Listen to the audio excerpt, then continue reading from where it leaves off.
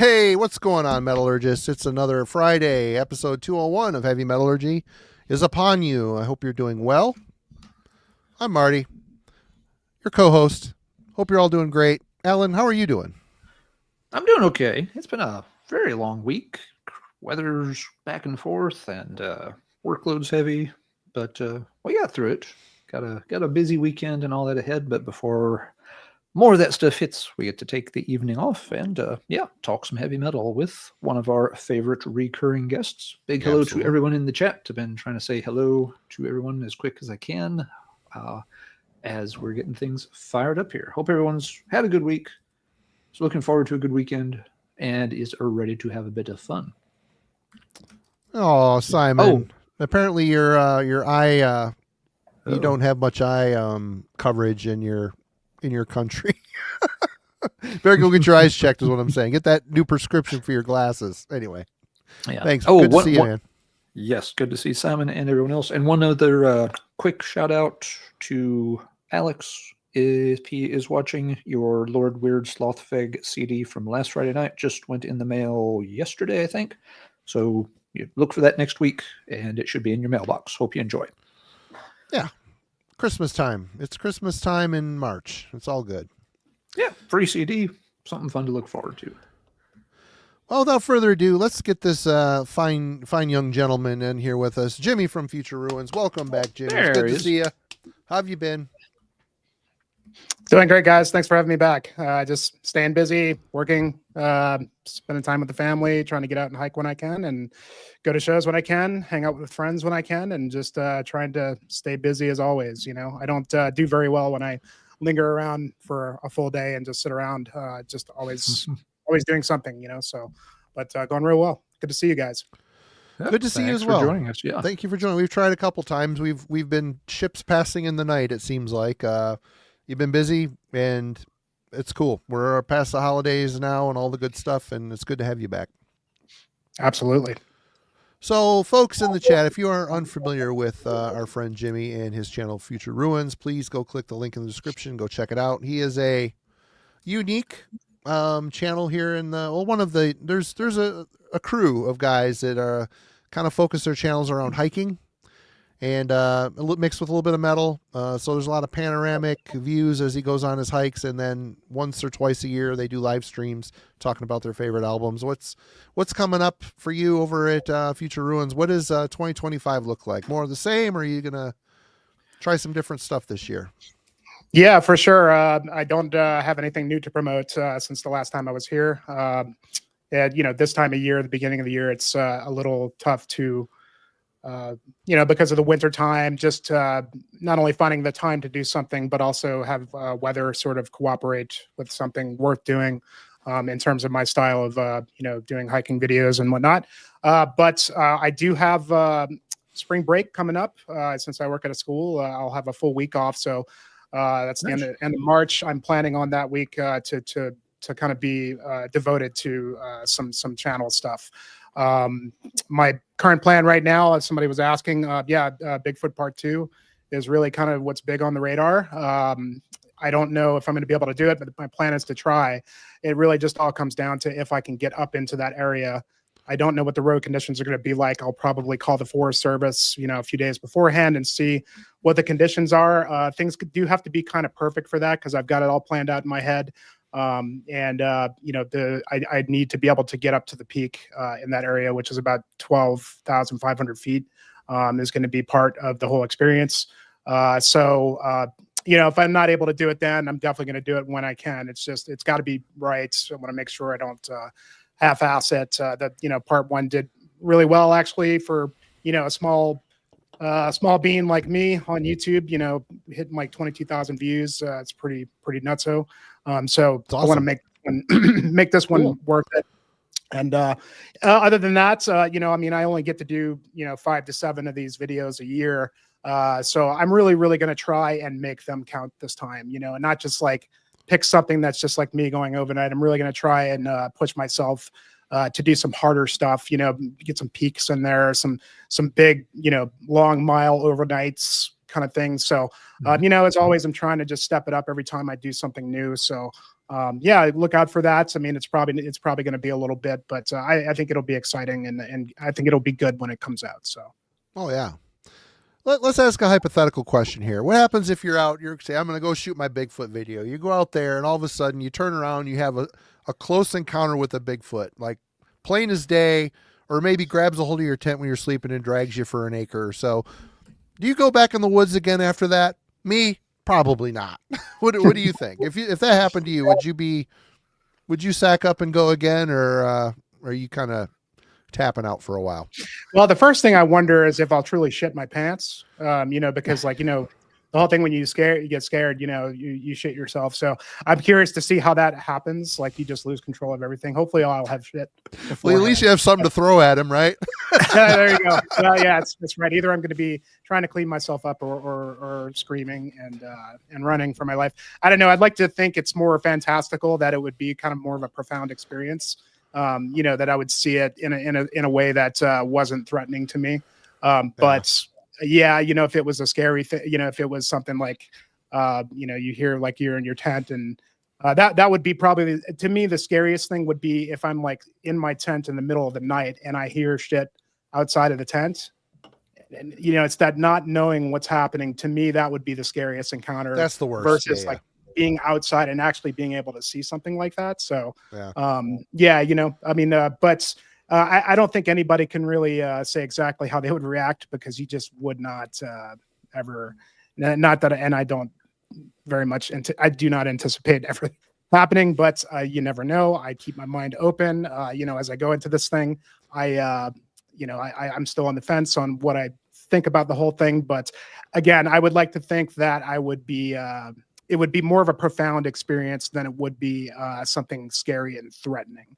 Now, when you look into Bigfoot lore, you see all kinds of different stories, whether, anywhere from being very, very scary and threatened to like very just, holy crap, there it is. And then it walks off and you don't ever see anything again. You see it for a split second, whatever. So who knows, man? I keep my mind open. I don't think about it too much, in terms of my own experience in the outdoors and dealing with animals in general. It's like anything else. The more experience you get, the more you feel comfortable. I've had a lot of moments where I thought I heard something that I wasn't sure what it was, or dealt with a bear or a mountain lion or something like that. The moose encounter was definitely well, the bear and the mountain lion is just as scary, because they will definitely eat you. They're there. You are prey in this situation. Yeah. Well, and like, in Colorado, the bears here are not as like, we don't have grizzlies as far as we know. So the black bear are not as threatening. I'm mostly worried about either a mountain lion or a moose encounter. And now apparently we're going to have to start worrying about wolves, because wolves have been reintroduced into the state, which I'm not too keen on, to be honest with you. It's a whole nother subject, but that'll introduce a new element of what's out there, sort of thing.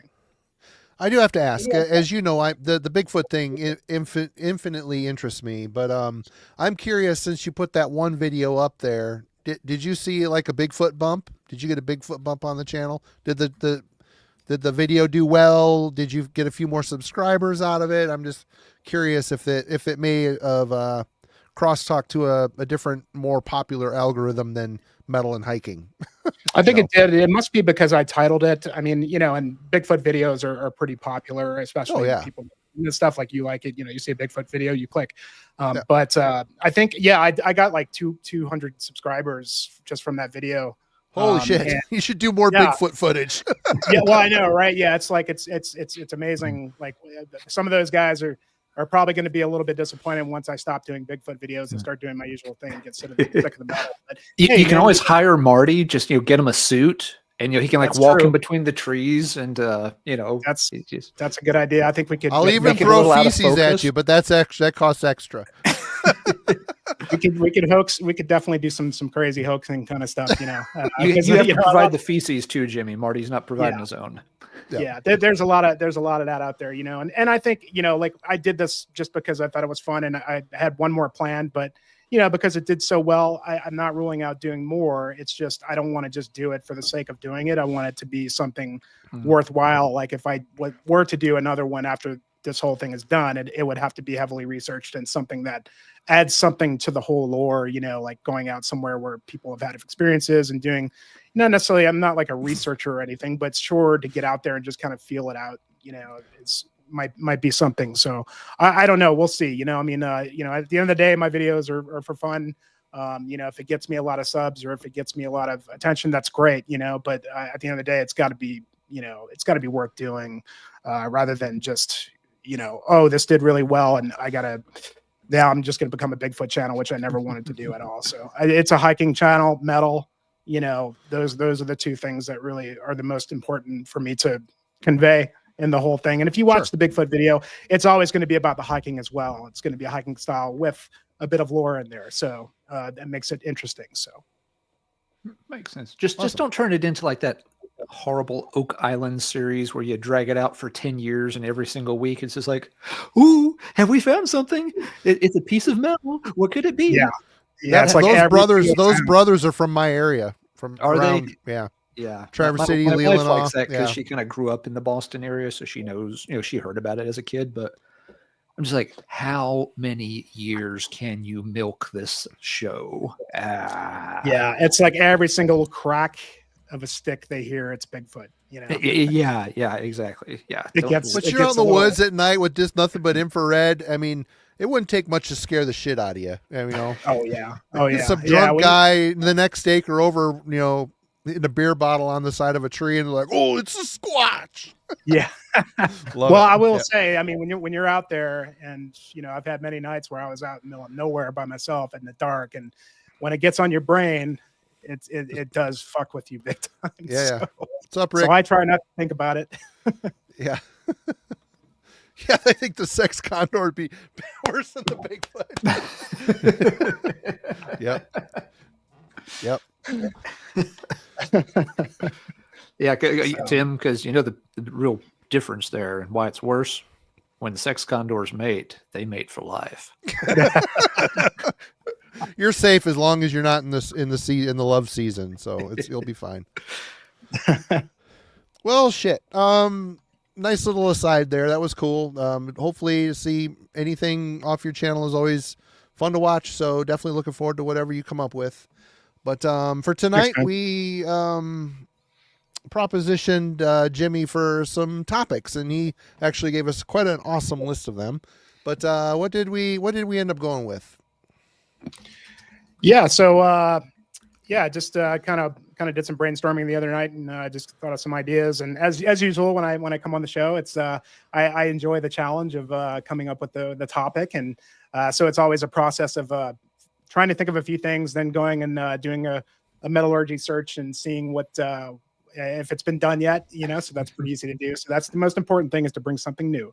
But rebounds is the topic of choice tonight. And so basically the way I thought about it was that rebound albums, or we could have put comeback albums as well. There was a good bit of activity on the Discord today and yesterday, sort of people wondering like what is a rebound album, and there was some speculation as to is it a I think of it as two things. It's a band that's released something that is either universally not liked, or you just didn't like yourself and then came back with a banger, or perhaps a band that's been away for a long time that came back with a banger, and just you never thought they would come back, and they did.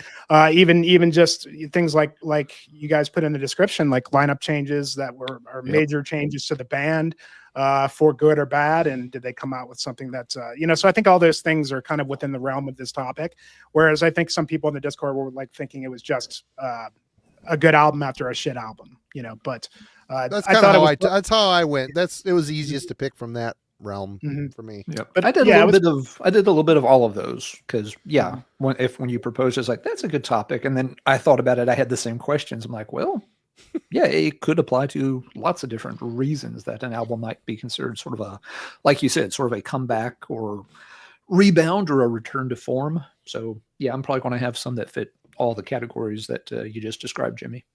Well, cool. I got a little less than 20 here, so I don't know what you guys came up with, but let's get rolling here. Why don't you start us off, Jimmy? Okay. So I figured the way I would do this for my picks is I'm going to go with the least obvious stuff first and kind of work my way towards the most obvious, because I'm sure that we're going to have some crossover here in terms of that. So my first pick for tonight is actually going to be a fairly brand new album that just came out 2 weeks ago. And this is Reformations with Salmus Mortis. Now, this is a new band, but technically this is Spawn of Possession. Okay, and this is the return of Spawn of Possession. So you guys don't know Spawn of Possession, Swedish sort of tech death band, were around for quite a while, did like 4 full lengths, pretty beloved in the scene as far as that style of music goes. The last record, In Curso, I think came out probably like 11 or 12 years ago, something like that. And then these guys just sort of disappeared. Didn't even know that this was a thing until like maybe a couple weeks when it came out. And it was funny because I was following the whole Obscura drama with the band Obscura and how they released their new record, and they once again got a whole new lineup, and there's a whole bunch of drama with the guys stealing some of these guys' riffs. I mean, I'm always a sucker who for wrote what, and and I'm a sucker for Christian Munzner, who plays lead guitar on here. If you don't know the guy, he played Necrophagist. He went on to do 3 records with Obscura, and played in Alkaloid, and he's got a whole slew of other stuff. Excellent, just amazing, sort of neoclassical virtuosic lead guitar player.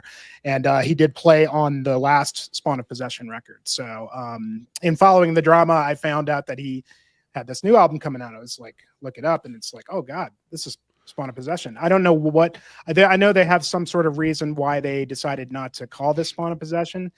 It doesn't really make a whole lot of sense to me because it's all the same guys from the last record, minus like one member, which would be the drummer. Casey Howard, the new drummer, is a veteran of the scene as well.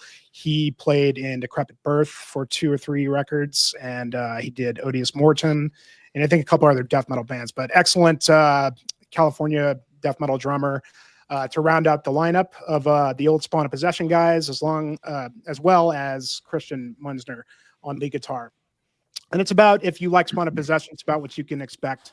But I'm still just kind of getting to know it. I've only spun it a couple times, but excellent stuff. It's great to see these guys back. I mean, as far as tech death goes, these guys definitely very technical, but always bring forth the brutal depth in there as well.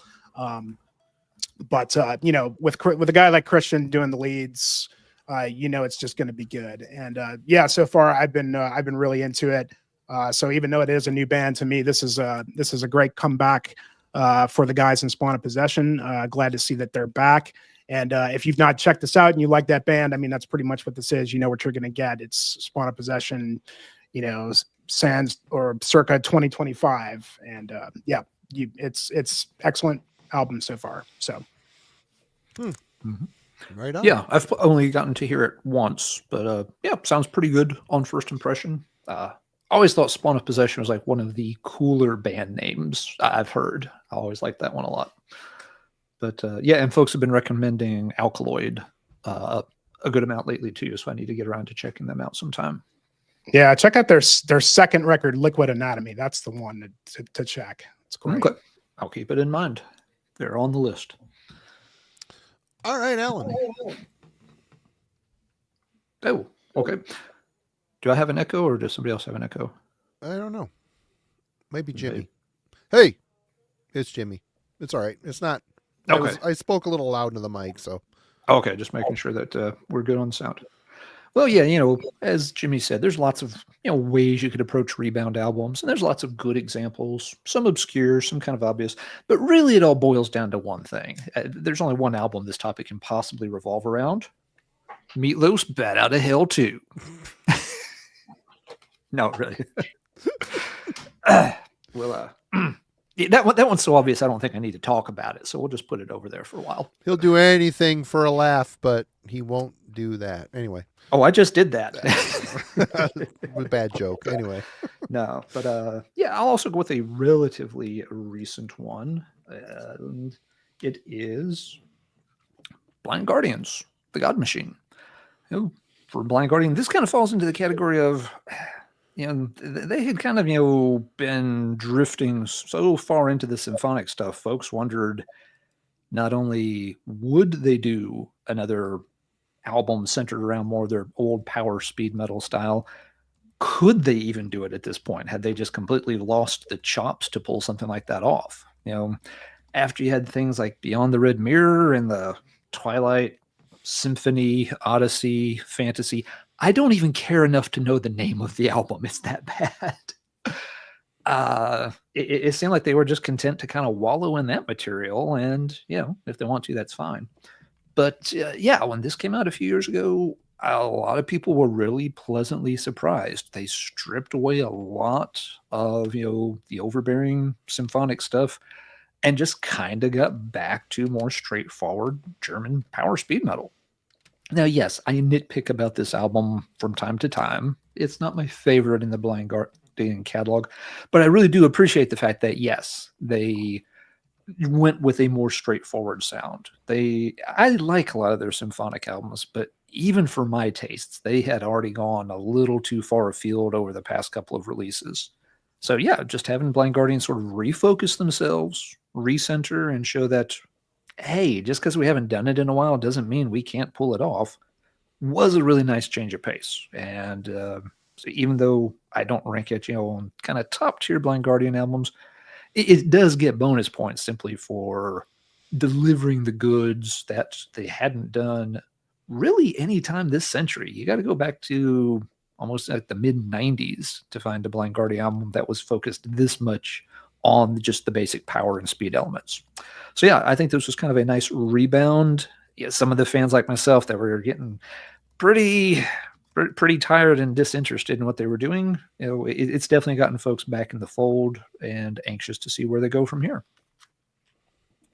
So that'll be my first pick, Blind Guardians. I always get the title of this one wrong. God Machine. Yep. All right. Well, I tried to find some more obscure ones, but, obviously there's going to be some common ones here, but we'll go with this one first. 13-year gap between these albums. The one that I didn't like very much from this band was Scantropolis by Scanner. 13 years later, they follow up with The Judgment. Axel Julius is very much into mixing up his singers. He had a lady singer on this one, which she's good enough. I didn't really gel with her voice much, and the songs I didn't like the production. The production seemed very, it just seemed a bit lo-fi. But this album, to me, really felt like a kind of return true to form. This is The Judgment, by the way. It felt like this could have followed up after Terminal Earth. Or Hypertrace. Sorry. Hypertrace. Terminal Earth could have been the one after this one. But Hypertrace, this has that feel. The singer is much more in line with the early singer. It's just a really good record. It sounds like awesome German heavy metal. They did a really good job on this one and really encouraged me for what came. Oh, geez, how many years later did the Scanner takes their time between releases? Yeah, I mean, it was another a ton of years before the Cosmic Race came out. And that one rebuilt the lineup, which is a shame. And that's a great record. I just wish the production didn't sound like he did it himself. And there's some really clunky things with the drums, but production aside, it's another really good album. But this one, to me, really, it's a really solid Scanner album. Probably one of the better ones in their catalog, as far as I'm concerned. But yeah, let's jump in with something that people might not have thought of or heard. So I figured Scanner was the one to do. Check it out, The Judgment. Very good album. Nice pick. All right, Jimmy. Let's see you follow that Meatloaf pickup. Yeah. I might as well just quit now. Yeah, that was kind of, you should have saved that one for the last. I didn't want to make sure I got maximum impact with a full live audience. Look, who didn't love that video, man? Come on. I would do anything to love. Come on. I mean, Meatloaf with Beauty and the Beast. You can't get better than that. I love Bob's got bitch tits. Yeah. Fight Club. Yep. Oh, Bob. Oh, Bob. Yeah, I picked that Blind Guardian as well, but yeah, I figure we'll have some overlap. Definitely an excellent comeback as well. This is another one that is fairly recent, and it's not so much that these guys have been away for a while, but I felt fairly new band, and I felt that they had a little bit to be desired on what was their sophomore record, and that is Vargrav with the Nighthold. Oh, And this, so Vargrav, so this is basically symphonic black metal, and they released a debut, which was absolutely awesome. Kind of just in the vein of in the Night Side Eclipse kind of stuff, and quickly released a follow-up, and it was sort of like a sophomore slump. I felt ran in Supreme Darkness, which was kind of sort of doubled down on the symphonic black metal, and it just kind of fell a little flat for me. I haven't gone back to it in a while, but I just remember being kind of disappointed with it after how much I enjoyed the first record. So the guy in this band, V Chaos, I believe his name, he's got all kinds of projects. He's got a dungeon synth project called Druid and Fortist. And then there's, I think he's got a summoning style project as well. And Vargrav is his sort of black metal. And so what he does is he sort of tripled down here for sure. Gets two guys from Moon Sorrow in the band and releases the Nighthold. And man, this is such a huge step up from what they did previously. I mean, this record is fucking awesome, man. Doesn't it have Satanic War Master on vocals? Isn't he doing the vocals? Yes. Yep. So if you're concerned about that, yep, a little bit of a controversial guy on vocals here, but he did get that guy. He's doing the vocals, and but goddamn, it's just so good. I mean, it's a lot more produced than the previous stuff. Was a little bit more, I guess, raw, but this very, very heavy on the synths, and in a lot of ways, the synths sort of overpower the guitars, but it just really works because the synth work is just awesome. Just really kind of carries the songs, but very fast, tremolo melodic, symphonic black metal, but very aggressive as well. Excellent album if you're into that kind of stuff. As soon as I bought it, I listened to it a couple of times and I just couldn't take it out. It's just, I listened to it over and over and over again. It just never got sick of it. And it comes with gotta love the outfits, guy with the witch hat on and stuff. It just kind of brings back that sort of 90s kind of feeling to it. So not to say that this is really for me, this is a Rebound album, just for my own personal taste. But Vargrav, excellent album. Really looking forward to see what they come up with next. Really highly recommend it. Finnish Emperor is what it reminds me of. Mm-hmm. Yeah. Yep. Yeah, I've only heard a little bit of their stuff, but seems pretty good. All right, Alan. All right. Well, Marty went with I went with kind of obvious German metal. Marty went obscure, so I'll go somewhere in between. And we will pick. I don't own this one, so this is the one thing I got to pull up on the phone tonight. I want to pick Rage, The Devil Strikes Again. It's a really dark album cover, but there we go. It's coming into focus. Good album. Yeah, not a bad album at all. It's their 2016 album.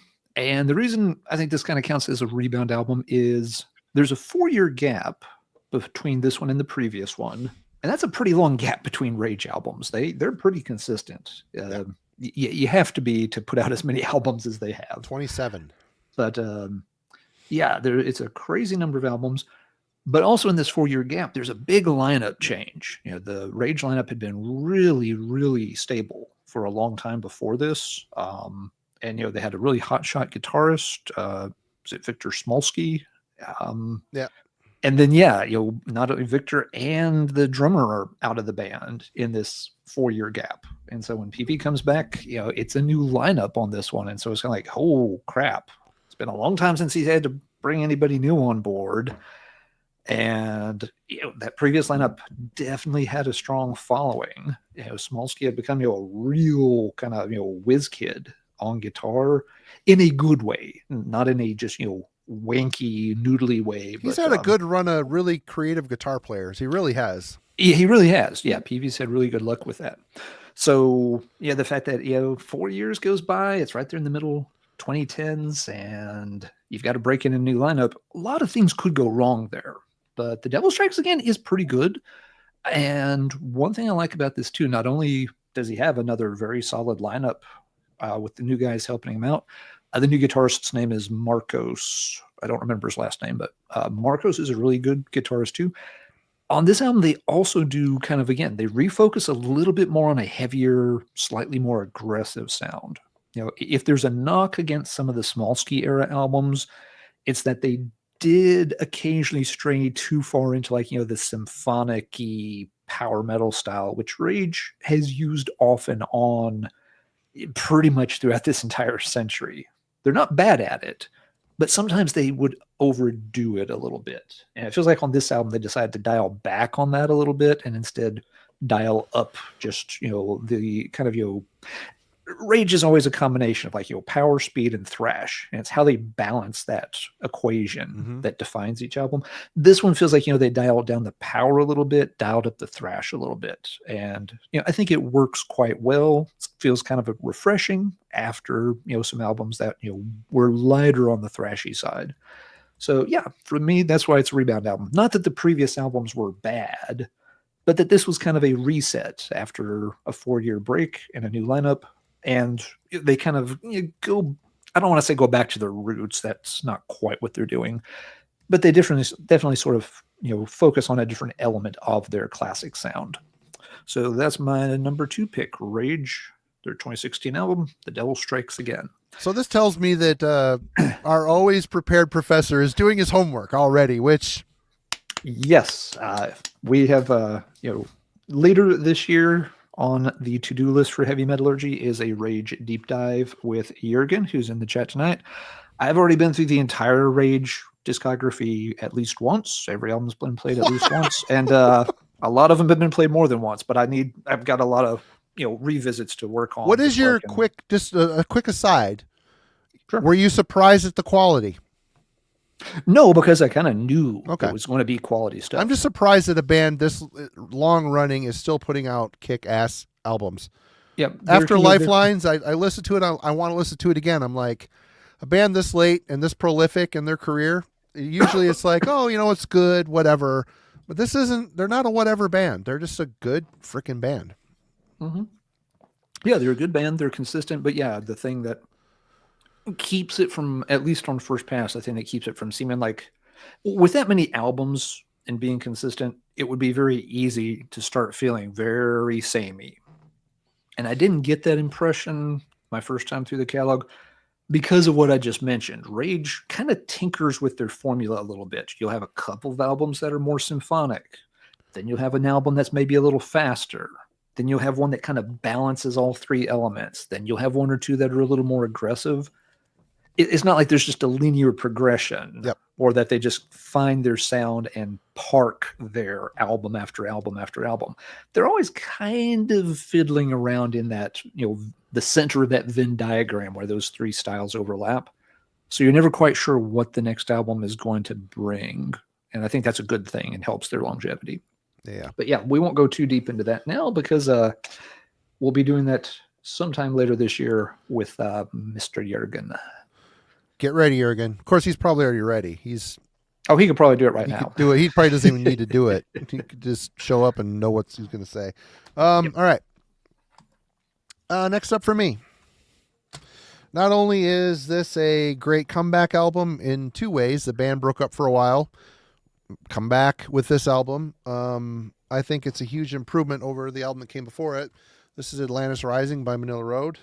Nice, the album that came before it is Circus Maximus, which was, it's not really fair to call this Manilla Road because this was initially slated as a Mark Shelton solo project, but there were 2 other guys in the band, and both of which wanted to do some singing on it. So there's parts of this that sound like a glam metal album.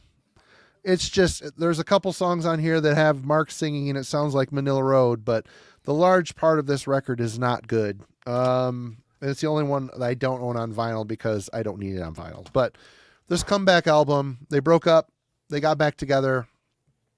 They put out a very well produced, very good mix of what the epic side of Manilla Road and also the they modernized a bit here. They got a bit more metal, a little more, tried to get a little heavier on this one. It seems like probably just because the production did it, but we did an album club on this. I'm not going to ramble on forever, but this album rules. It's really a great record.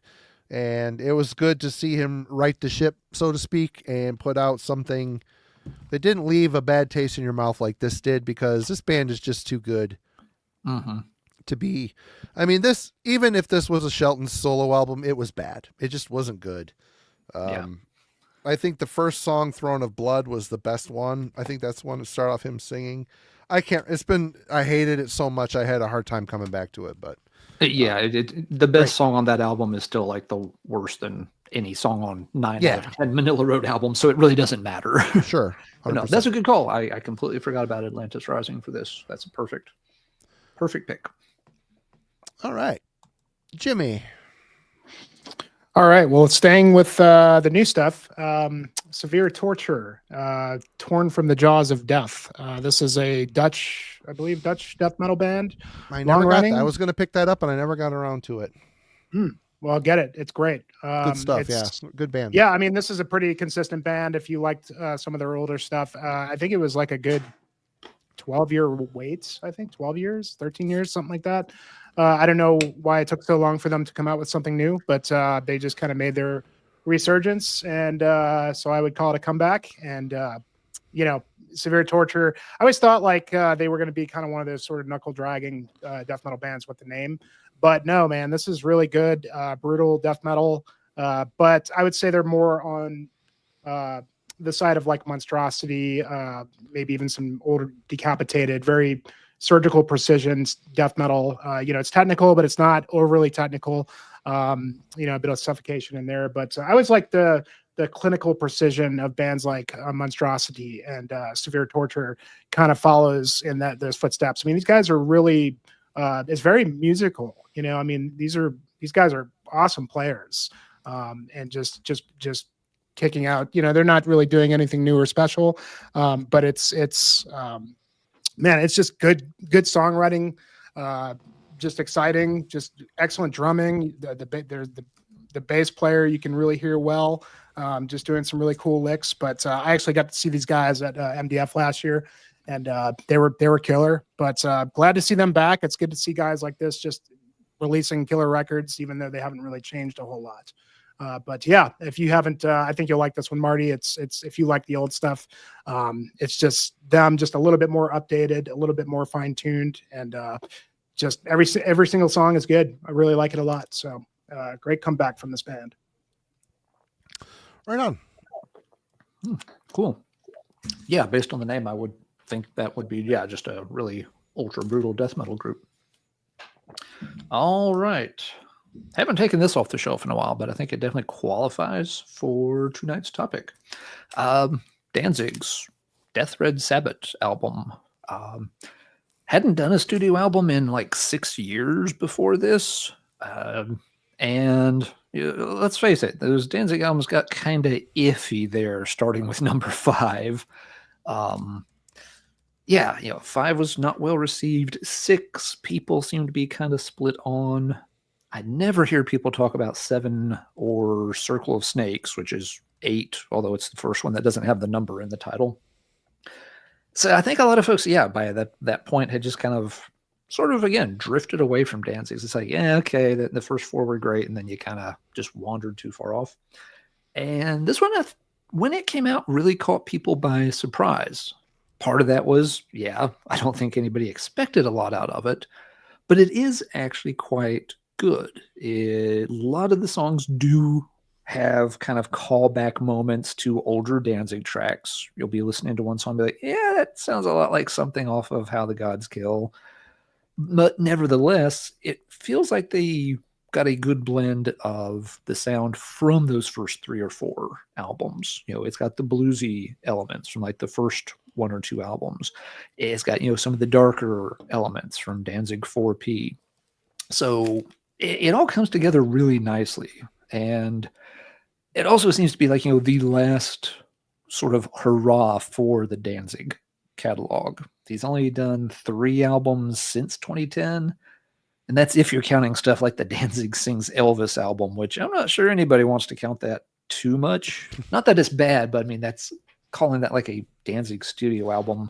It's kind of borderline whether you should count that or not. It's sort of a one-off specialty. I really thing. don't see how that was compelling to the fan base to even want to hear it. I mean, I don't know. I get it a little bit because he's always been compared to, you know, Elvis and Jim Morrison in terms of his voice. And I'll give him props to this. They picked some really obscure Elvis tracks to put into that set list. It's not just, you know, Hound Dog and Jailhouse Rock kind of songs. It's Elvis stuff that you wouldn't, the average person or wouldn't, you know, write out on their, you know, hey, name 10 Elvis Presley songs. That's not the kind of stuff he picked. So kudos for going for the deep cuts. But yeah, it doesn't mean I necessarily want to hear it. Apparently, anyway, we all need to get higher than Ryan listening to Danzig Sings Elvis. That's probably not too hard because Danzig doesn't get that high anymore. Not that he ever did, but yeah, his range is not what it used to be. Nevertheless, a fun listen here. This one, he had at least one new member. Now, I don't remember the details. One of the guys I think had played on Circle of Snakes, and one of the other guys had not. But both of the guys, you know, were veterans of the scene. The guitarist is from Prong. The drummer was in something. The chat can help me out with that. But, what's Aaron up to? I love Elvis, but an album of covers is still bullshit. Not into that. Hold on, let me check. Who was the drummer for this one? Johnny Kelly. Oh, he was in Typo Negative at some point. Yep. And stuff. So yeah, it's not like, you know, he had, you know, complete newcomers on the album backing him up or anything. So yeah, Death Red Sabbath. This one kind of came out of nowhere, and a lot of folks were like, oh, damn, check that out. Danzig actually kind of found his muse again and, you know, put together an album that sounded like classic Danzig instead of the stuff he'd done for a whole bunch of years before that. And to be clear, I don't mind some of those mid-period Danzig albums, but I very rarely play them. You know, I'll spin Satan's Child every now and then. I need to revisit Circle of Snakes. I haven't played that in forever, and I know it has a few good songs on it. But yeah, Death Red Sabbath really did sound more like the Danzig that we wanted, rather than just Danzig continuing to experiment with the sound. So for that reason, I'm calling it Death Red Sabbath, a Rebound album. So Phil says here, I don't think there'll be another Danzig record. I just looked up how old is Glenn Danzig. He is 69 years old. Mm-hmm. Yep. Damn, that's old. Did it still be running around doing Misfit stuff? Impressive. It's impressive. Yep. It is. Yep. But whether he wants to do anything new at that point, he certainly doesn't have to. He doesn't owe anybody anything. And he just needs to reissue his catalog, and he will probably have enough of this to retire. I feel like didn't part of it recently get reissued on CD or something? I don't know. I've seen people bitching that the first 4 albums need a vinyl pressing.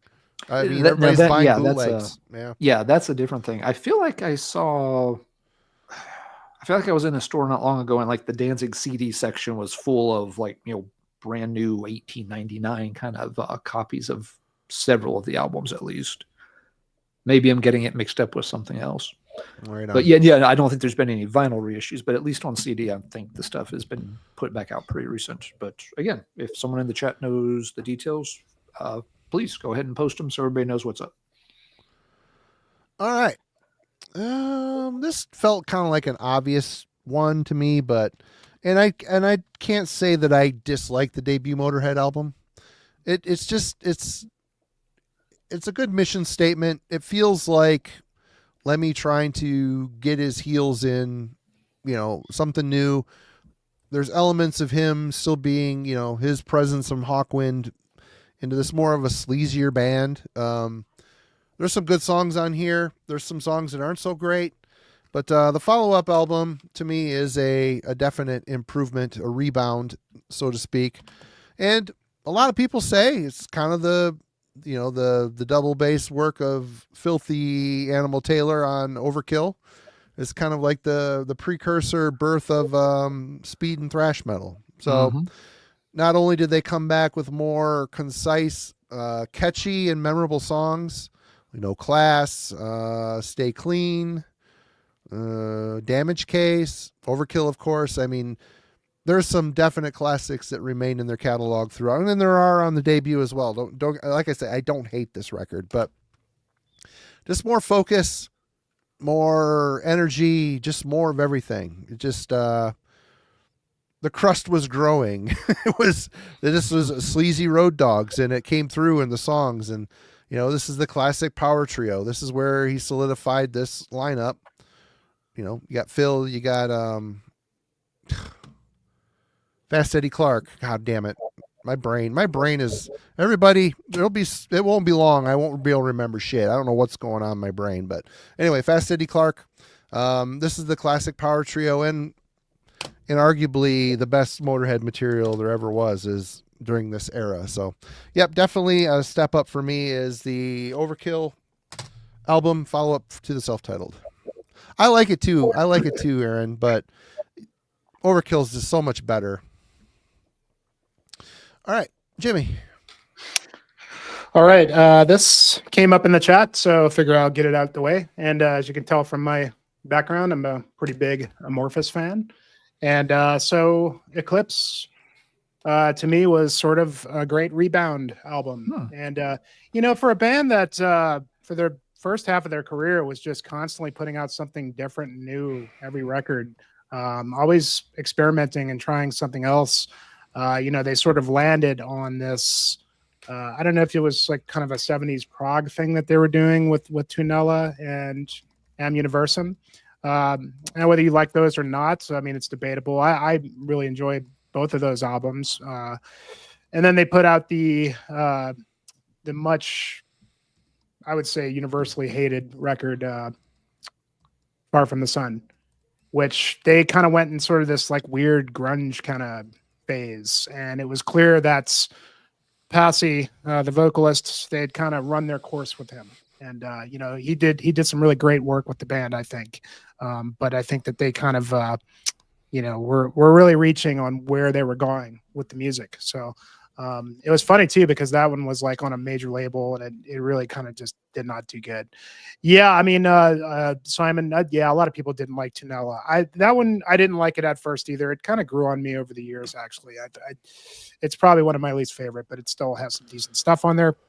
So what did they do? They're trying to figure out how are we going to continue the band. My theory is that they were, watching some of the bands around them, Opeth, for example, looking at a guy like Michael Eicherfeldt and being like, we got to get a guy like that can just do everything excellently. And that's what's going to take us forward. And goddamn, if they didn't get an absolute powerhouse with Tommy Judson or Judson with Eclipse. And and as I was saying, how interesting it was that these guys were just always evolving, always doing something different, that they suddenly just came out with Eclipse and just landed on this sound that they've stuck with since then for like another 12 records or whatever it is. It's like we did a deep dive on Jeff's channel for Amorphis, and it was like, the second half, we're basically going to be reviewing the same album 7-8 times or whatever it is. And that's not to say that they're not good. I think most of the Judson era Amorphis stuff is all at least good, if not great. But as far as Tommy Amorphis records, this is going to be one of the first ones I'm reaching for, and showcased kind of what the new sound was going to be. And they landed on something that really works for them, and they've kind of had some ups and downs this whole era of the band, and I think they're kind of on a down right now. That hopefully, as far as I know, they're going to be releasing something pretty soon, and I'm hoping that they shake it up a bit this time, because it needs to be shaken up. Kind of gotten a little too comfortable with the sound. But that said, excellent Rebound record, and really kind of finding Tommy, I think, really just brought them into the future, and really, continue the band in a good way for sure. So, all right. Good call. Yeah, I get a little lost in 21st century Amorphis. I check out an album here and there, but I miss one. For every one I hear, it feels like I miss another one, so I never quite get the whole picture put together. Yeah. All right. Let's see. For this one, 2020 release, a band I don't think people thought would ever get back together, but they always had kind of a cult following. They did a bunch of albums. Nobody paid any attention to them, which was a real shame because a very talented bunch of guys. And then they came back in 2020. It's just like, oh God, is this going to work? I don't know if this is a good idea. And damn if they didn't nail it. Psychotic Waltz came back with the God-Shaped Void. Had the full lineup back together, which was great. They had a really good production job. It was started by Scott Burns, but then finished up with someone else. Had one of Travis Smith's best pieces of cover art. I'm sometimes a bit critical of Travis's artwork, but when he nails it, and this one is gorgeous. And Psychotic Waltz had such a unique sound, but they hadn't released an album since, I think, 95 with The Bleeding. Yeah, or 96 for Bleeding, which was a fantastic album. But yeah, that's 24 years. You're talking a quarter of a century almost without an album. And, to come back with something, that's as good as this, it completely captures that melancholic Psychotic Waltz trademark sound. The guitar interplay is still just as magnificent as ever. The songs have, a really warm, organic tone to them. When I got this, I really didn't know what to expect, but I've always liked the band. I got into them back in the 90s. I don't know their catalog as well as I should. Their stuff has always been kind of hard to pick up. Most of them have just been reissued. And hey, if you want to pay like $25 per CD, you can get the reissues. Ugh, fuck that. But you don't have to, because you can get this album from just a few years ago, and it is utterly fantastic. So yeah, absolutely an amazing Rebound album to see a band come back like this and just pick up like it was 1998, like they'd only had a couple of years go by between releases. Sounded fantastic. A lot of fans were excited. Whether they're going to do anything else, I don't know. It's already been about 5 years since this came out, so time flies when you're having fun listening to Psychotic Waltz records. But here's hoping that they give it at least one more try, because they obviously still have what it takes. Great Rebound album for Psychotic Waltz, coming back out of nowhere with a great part of their discography. One point to note, over on the Gas Mask and Hand Grenades channel, Jeff has a deep dive coming up on Psychotic Waltz with Hunter Ginn and Jeff Wagner from Radical Research on the 11th at 7 p.m. Definitely go check that out. Glad to see Jeff coming back out. I think they just dropped. They did a episode just a few days ago on Radical Research. If folks missed it, it's on it's a Norwegian prog rock band called. All three people on the cast pronounced it differently. So Thule, or Thule, depending on whether you want to listen to Jeff or Hunter or their special guest, who I won't spoil for folks who haven't heard it yet. Yeah. Very cool. All right. Indeed. Yes, if Psychotic Waltz is an old favorite of both Jeff and Hunter, so they know that band inside and out much, much better than I do. I like the band, but I don't know their catalog and the detail those guys do. All right. Next up for me, a good comeback album for me. Venom's Prime Evil. You've got, Possessed, the album Possessed by Venom. You're starting to see cracks forming. The production wasn't great. Some good songs on a largely unfavorable album. The times have changed. Bands like Metallica, Slayer, were starting to usurp Venom as the, extreme princes of hell. But, and then after that, you've got Calm Before the Storm, which I don't remember who was, I think it was Kronos and I think Abaddon. I don't think Mantis was in the band at that point. Sounds right, but I'm fuzzy on that era of Venom. You could really compare a lot of the Calm Before the Storm material with the Kronos solo stuff. A lot lighter. Chanting of the Priest was a good song, but still it just was light. But Kronos is out, Mantis is back. They get Tony Dolan, the Demolition Man, on vocals, and they put out Primeval. And, you know, not a lot of people talk about this record anymore. And I don't listen to this album a lot, but when I put it on, it kicks ass. It is just a well-written, you know, Demolition Man is a good fit for the band. Plays bass, sings. They can maintain the 3-piece. I think they were still a 3-piece at this. I'm not going to look. I'm going to guess they're just a 3-piece at this point. But, you know, Dolan's got a good voice for this. He's got the right amount of grit. He could emulate the Kronos songs, and is still doing so, is Venom Incorporated. He could do that quite well, but the new stuff, the songs, they hit hard. They're a little bit more aggressive. There's more weight to them.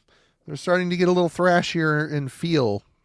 Still a bit late to the party at this point. I don't remember the date, and it's not on here in a place where I can read it, but Primeval is 89. 89.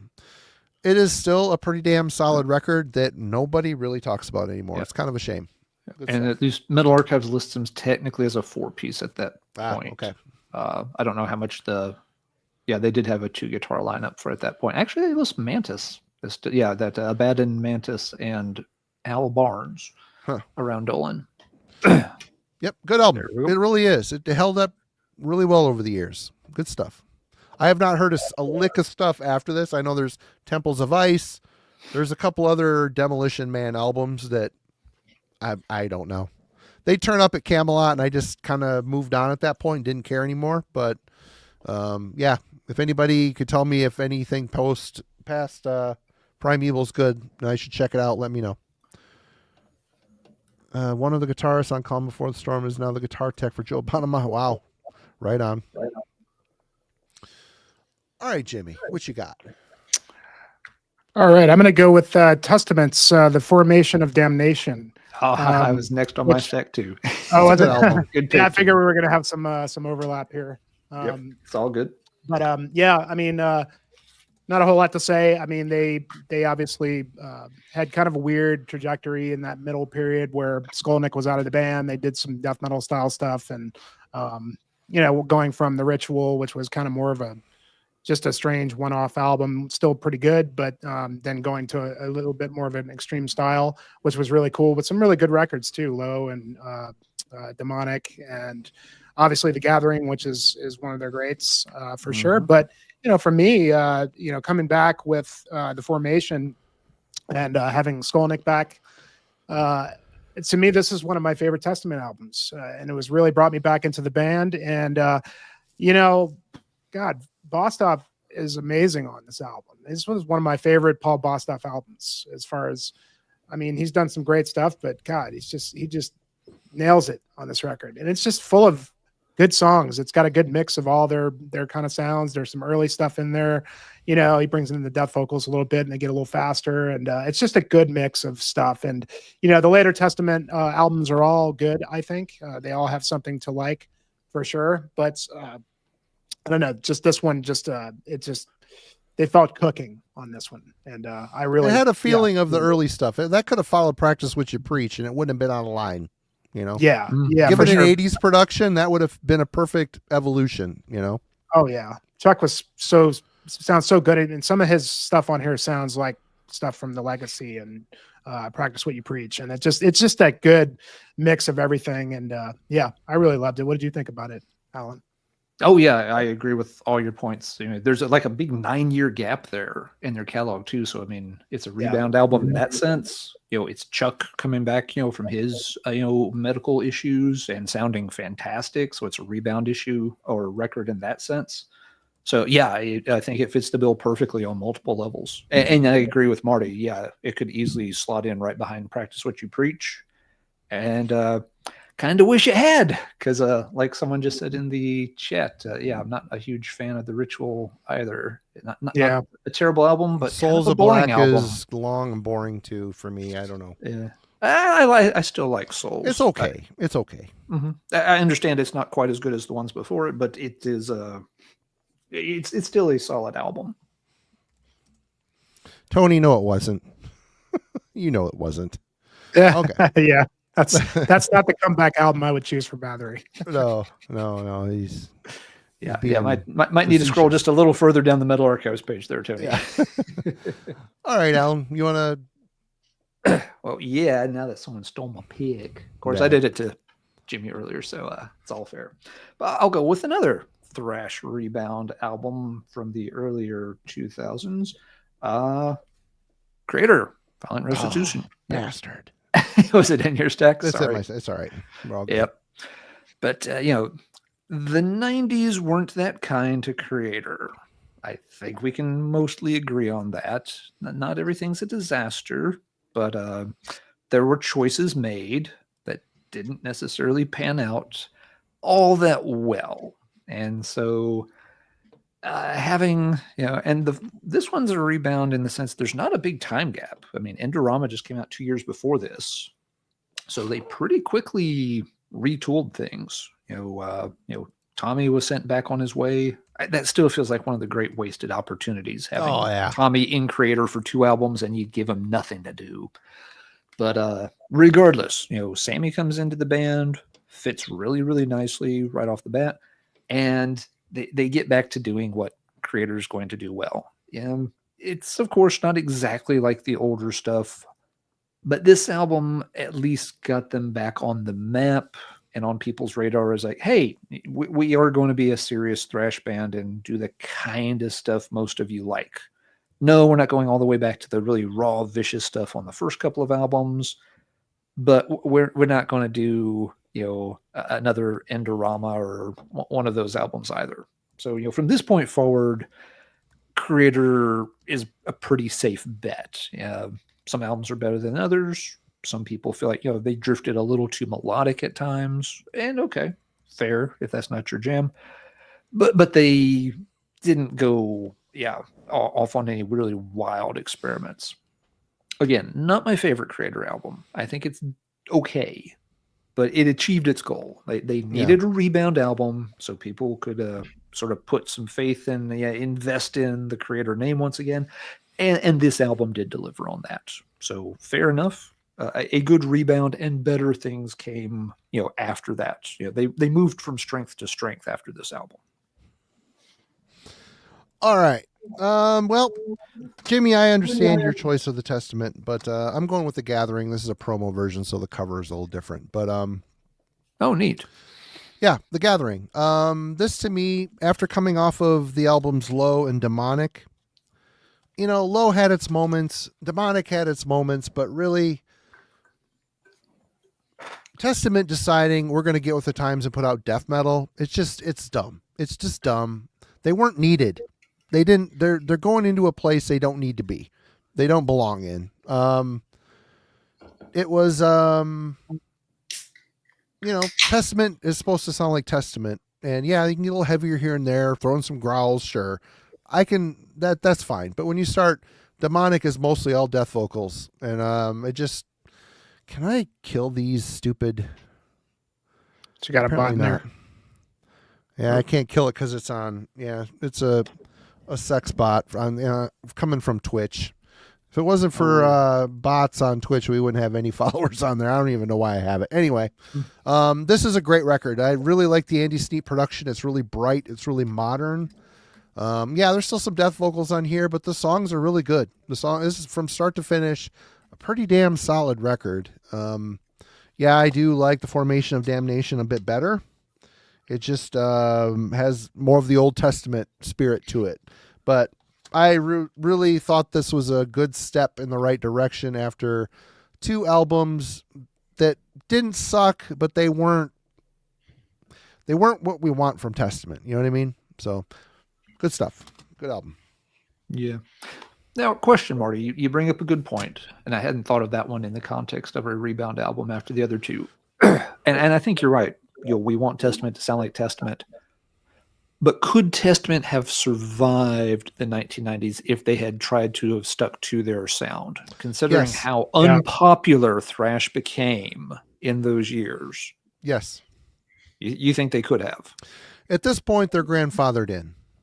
I think the fact that they're still putting in, like, their new album, people still care about Testament in a time where they're this late in this career. It seems like people would care less about what they're doing now than what they did 10, 15 years ago when they were screwing around with their sound, trying to, oh, look, guys, we're death metal now. You know, what would they have done if that took off? I think they're kind of like Anthrax. I mean, Anthrax pulled a lot of shitty shenanigans with John Bush, and you know they tried to go 90s. They tried to go grungy Pantera type of garbage, and people still respect Anthrax today. So I think they're one of the Bay Area bands. They could have kept putting out Practice What You Preach, or even Souls of Black. They could have kept putting that record out, and people still would have cared.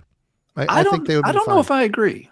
I really don't. Right on. Do tell. I'm just thinking, thrash was so burned out, and that who would have listened to it? Like if they had put out Souls of Black Part 2 in '94 instead of Low, who's buying that album and hyping that album? Because you've already, death metal has blown up, black metal has blown up, thrash is not extreme, and there's no thrash scene to support it at that point because all the other thrash bands have already migrated into other directions or called it a day. I don't know if Testament could have I mean, sure, yes, they technically could survive if they just, put their nose down and signed to a small label and did whatever, but I don't know how that would have worked out for the band in that time frame. It's easy to say, yes, those changes in sound aren't things we particularly like, and maybe it's a low period, but again, considering how off of thrash the music industry was in those years, I don't know if they would have gotten any interest if they just tried doing that. I don't know if a label would have wanted to keep them. It's hard to say. I mean, I got Demonic it's when it came out. I got sent as a promo, and I hated it. And I was big into death metal at that point. It just seemed like a band that didn't earn its right to be there into death metal, messing with it. It just sounded, it wasn't right. Mm-hmm. I would have rather taken another Testament record, a well-written, Souls of Black. I don't care for that record or The Ritual. I think they're long, they're tired sounding thrash, but if they were to, tap into that youthful piss and vinegar of the legacy, yeah, more of that, please, and after the Formation of Damnation onward, they kind of were there. The Formation of Damnation was a really good comeback record for me as well. Yeah, well, and around that time, there was enough of sort of a, retro love for some of that stuff that a lot of those bands were sort of able to, get back on the radar around that time. And Testament did too, and I'm glad they all did. But yeah, I just don't know how many, because folks mentioned like Overkill, but yeah, all those bands, Overkill, Kreator, Destruction, Megadeth, Metallica, Slayer, they all drifted out of just traditional thrash by that time. I don't know if a label would have wanted to have put out an album. If one of them had come in with just a standard Bay Area thrash album, I don't know if the labels would have agreed to have released it for them. I think you nailed it right there. That's kind of what I dug about it is you look at all these bands and they were all had that weird mid-period where they tried to do, either the grunge thing or like just become more softer kind of radio rock. And, and you can argue Testament kind of did that too with The Ritual. And, but at least they kind of went, where these guys were doing grunge, at least they went death metal, which I thought was kind of cool.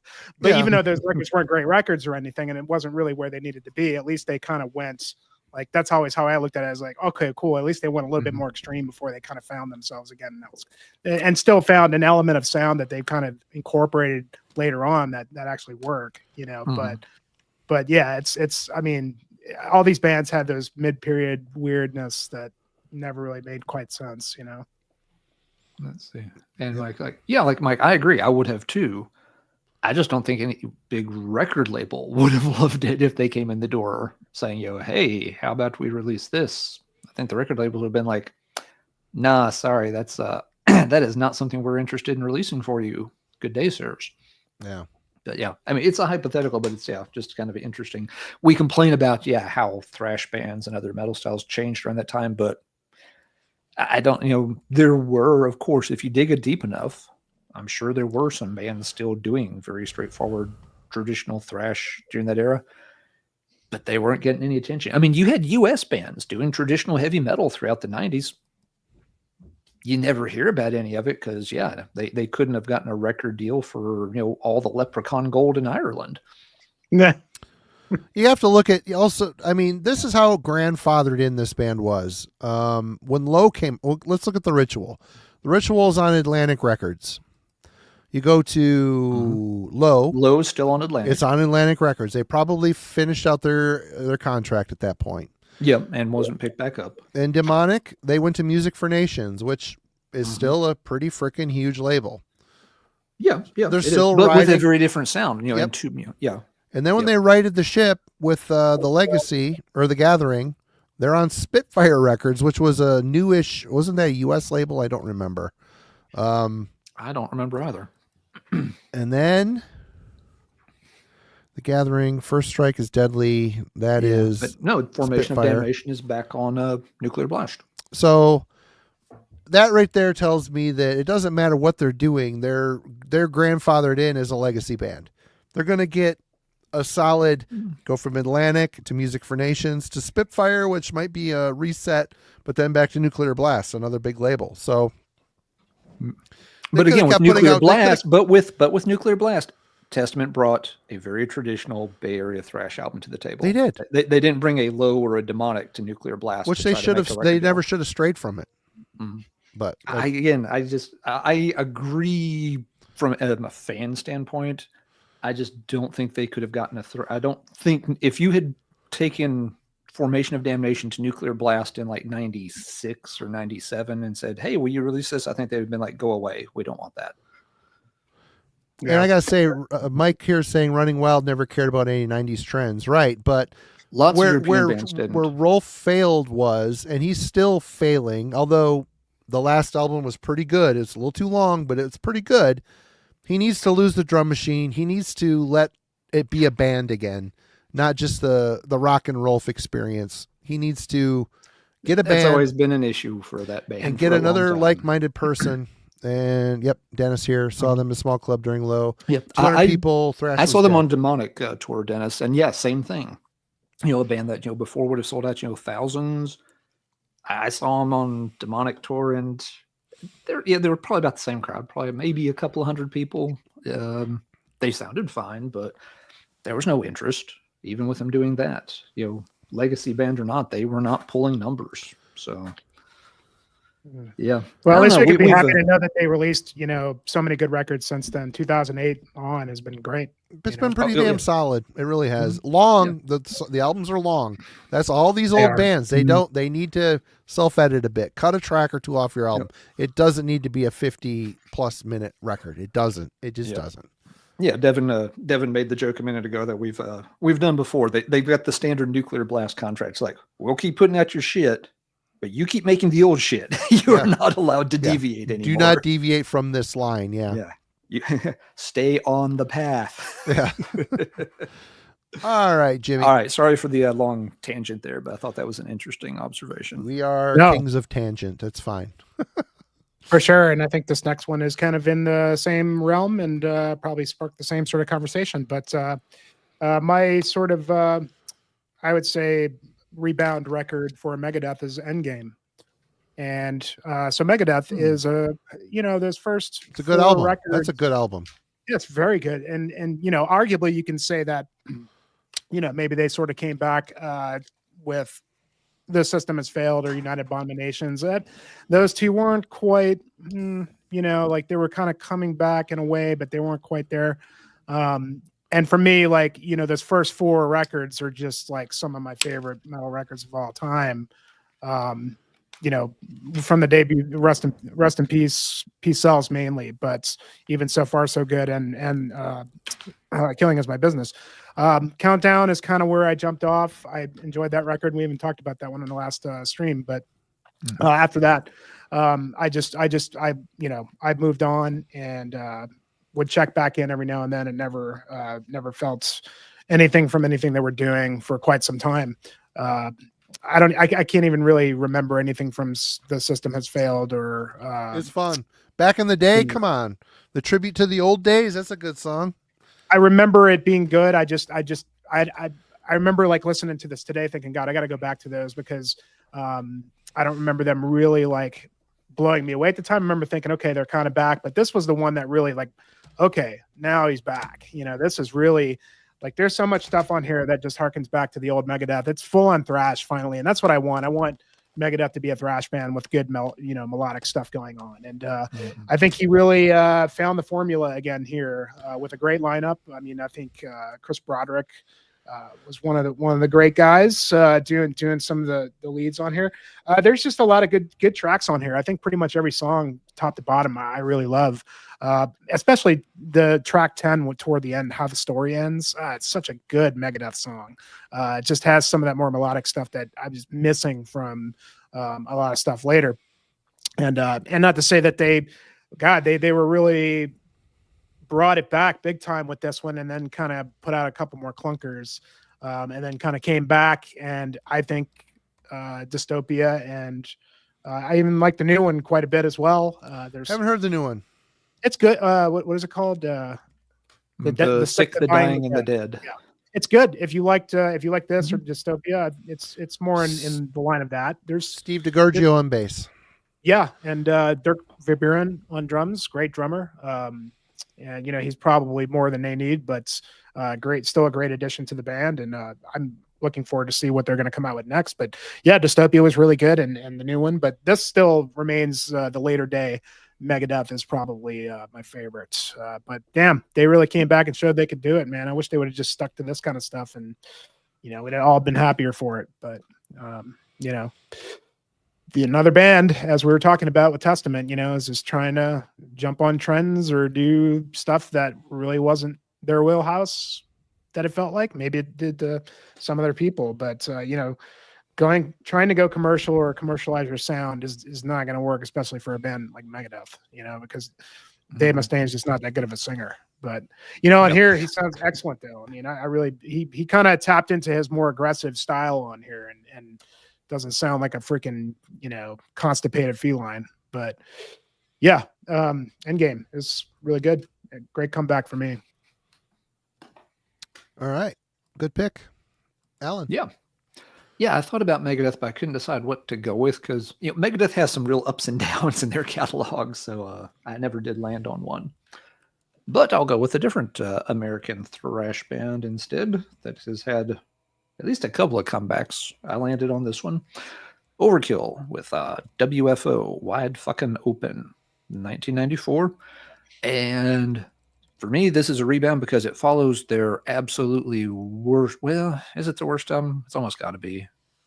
I know there's some other bad ones, but this follows I Hear Black, which is one of my most disappointing albums of all time. A terrible and it album. Follows it in only a year later. They really didn't waste much time getting back on track, which was good to see. WFO, it's not the perfect album, but it got quickly a reset back towards a solid thrash sound. Yes, there's some more of the 90s groove working its way in here. And Overkill would use too much of that moving forward. But, this one still has some real bangers on it. But yeah, the big issue here is simply that the year before, they put out one of the most boring and disappointing albums of their entire career. That album does nothing for me. I've revisited it several times over the years. It is never going to work for me. It just doesn't. But yeah, the fact that they quickly came back and put out an album that high energy. Bobby sounds pissed off. Lots of good songs to sing along to and bang your head. None of those statements apply to the album from 1 year earlier. That album is slow. Bobby sounds tired and resigned. There's just nothing going on that makes you want to pay attention. So yeah, big rebound here. They got back on track.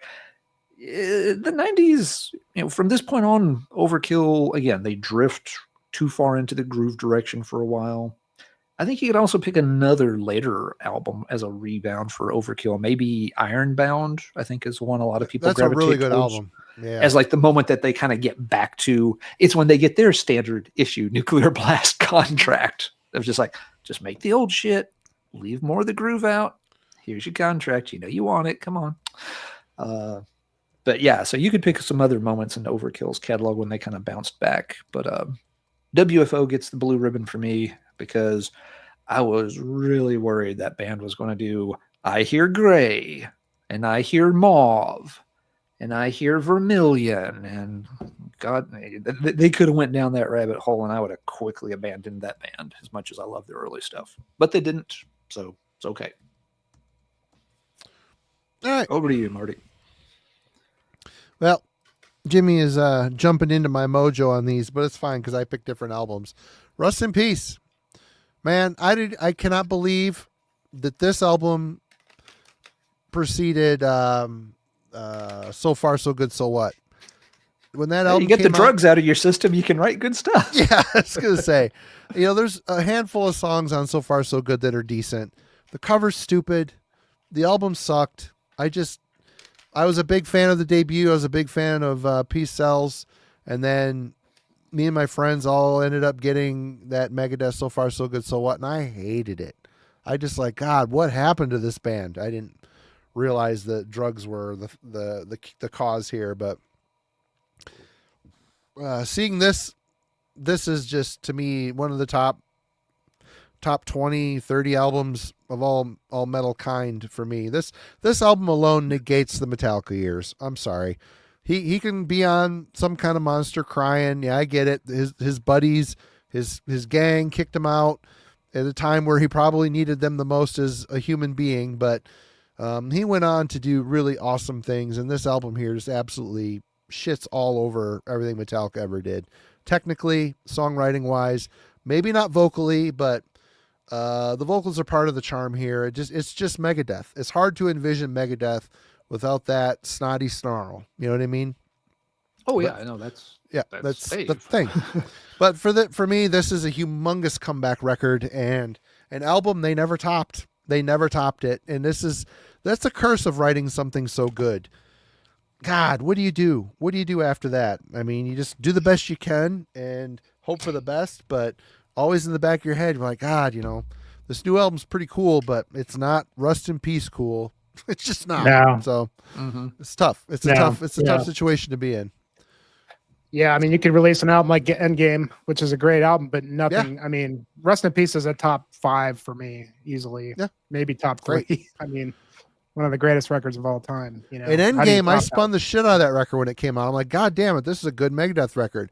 But at the end of the day, 10 years removed from that record when it came out, when it comes to Megadeth, I'm listening to the first 2 or this one. I don't give a shit about, like, Dystopia. I thought that was a really good record. I liked it. When I got it, I listened to it a bit. But again, I'm always going to revert to the ones that have the nostalgic connection for me. But anyway, Jimmy, you're back. Oh, sorry, Jimmy, before you start, just Tony's comment here. Tony, if you ran some kind of giant poll, and tried to sample, thousands of, metal fans, I wouldn't be surprised, if Rust was in contention at the top of the stack. It's in the conversation. I don't think it would quite get there. Something else would probably edge it out, but I think it would. I think that one would legitimately be in the conversation. Would it be the best of the big 4 catalog? That would be a bit more reasonable of a conversation, I think. Maybe that's a topic we should try sometime. Yeah, ranking definitely the albums of the big 4. Yeah, great. Sounds good. Yeah. I don't know. For me, Rust in Peace shit over anything Metallica did, in my opinion. I love the early Metallica, and I love early Metallica, but doesn't hold a candle to Rust in Peace. The first time I watched Some Kind of Monster, and I get the emotion involved. Like I said, a friendship splintered. You feel like you're in a band about to take off, and granted, Metallica made a lot more money than Megadeth ever did. But to see that guy crying, talking to Lars, and I'm like, I stood up and yelled at the TV, "You wrote Rust in Peace, fuck off. Quit crying." I would have sat down that meeting and went, "Hey guy, what's up, Lars? How you been?" "Yeah, pretty good. Cool. Yeah. So yeah, things have been busy, but things are good, and thanks for kicking me out because I wrote this album. Suck it." But anyway, that's just absolutely me. I yelled. I'm like, "You wrote fucking Rust in Peace. What are you crying about?" Anyway, I get it. Absolutely. Motions. Yeah. I couldn't agree more. It's terrible. All right. Well, shift to something a little bit different, but pretty obvious, and especially if you know me. And I think this is probably one of the greatest comebacks of all time in the realm of metal, and that would be Cynic's Traced in Air. And okay. so coming off of, so obviously this is to me a Rebound album because they've been away for so long. Yep. And so And they were released, hated. Man, they were oh, hated. Oh yeah, I mean, Yep. People hated You know, Focus. nobody got these guys. I guess. Well, a lot of people did not warm up to the band with Focus. I remember when Focus came out, and took me a little while, but that's another top 5 record for me of all time. And knowing that Cynic was going to reform, it was kind of a perfect time for them because this was 2008 or 9, something like that. They put out Focus, and then they basically are aligned by the whole scene, and they go a weird direction and do that Portal record, and then they do Aeon Spoke, and they were completely out of the metal sphere for a good 16 years or whatever it was, and then coming back. It was an interesting story too to hear how they reformed. I know that Kelly Schaefer had a lot to do with kind of reigniting the fire that a lot of people were big in the atheist. He was telling Paul, you got to come back. People want Cynic, and I always thought when this was coming out, I was like, man, is this going to be good, or is it going to just be like them coming back and sort of reaping their legacy with something that's just subpar? But no, absolutely not. This was a goddamn if it wasn't a fine comeback. Paul and Sean Reinert is probably my favorite drummer of all time, and he absolutely shines on this album. And it sounds like Cynic. It's a little bit more updated for the times. Of course, the vocoder turned into more of an effect on Paul's vocals, but they kept some of the death vocals intact. They hired the 2 other guys from Exvius that were great additions to the band. And actually, I think Sean Malone did the bass on the record, but the guy Timon, I think his name was just absolutely excellent pick for the guitars. And they came back with a bang with this record, and it's just a perfect record because it's only it's short, it's to the point. It's not like these long drawn out prog songs or anything. They're just 4-minute songs with bookend tracks that just make the whole thing feel very uniform and like a sort of a small journey into the weird psychedelic world of Paul Masvidal, which gets a little goofy. But the musicianship cannot be denied on this, especially Sean's drumming is just on another level. Rest in peace. And it was awesome for me too, just because I was always such a huge fan, and getting to see them play live at the time a couple times during the tour cycle, they were just on it completely, absolutely amazing. And they continued on, and they continued to release a lot of good stuff, in my opinion. Some not as good as others, but even now that Sean and both the Seans are dead, Paul releasing stuff on his own, I still think it's just like any other band. I mean, he decided to continue it, and I think he should, because it was a successful band. Why stop doing that? And it's easy to say that some of the main songwriters are dead, but anyway, absolutely great comeback album, and just incredible, man. And they came out with something for me that was just as good as Focus, in my opinion. So, but yeah. Yeah. Good pick. I liked that when it came out. I haven't played it in ages, though. So it's one I should circle back around to sometime, see how it's held up. Yep. All right. Sorry. Alan. All right. This one was very similar to my last pick in terms of quickly followed up an album that was kind of just a stone cold dud for me. We've talked about My Dying Bride several times. Their sound tended to change every album early on in their career, and they definitely were getting a little more accessible and a little more accessible. And then you got to 1998, and they put out something called 34.788% complete. And it really jumped the shark for a huge chunk of the fan base. They've done that a couple times in their career. That wasn't the first jumping of the shark, anyway. Hey, they've had some other changes. Not everybody hates The Angel in the Dark River as much as you do, But they should. No, they shouldn't. That album's gorgeous. But 34.788 has developed a bit of a following over the years. It does have its fan base.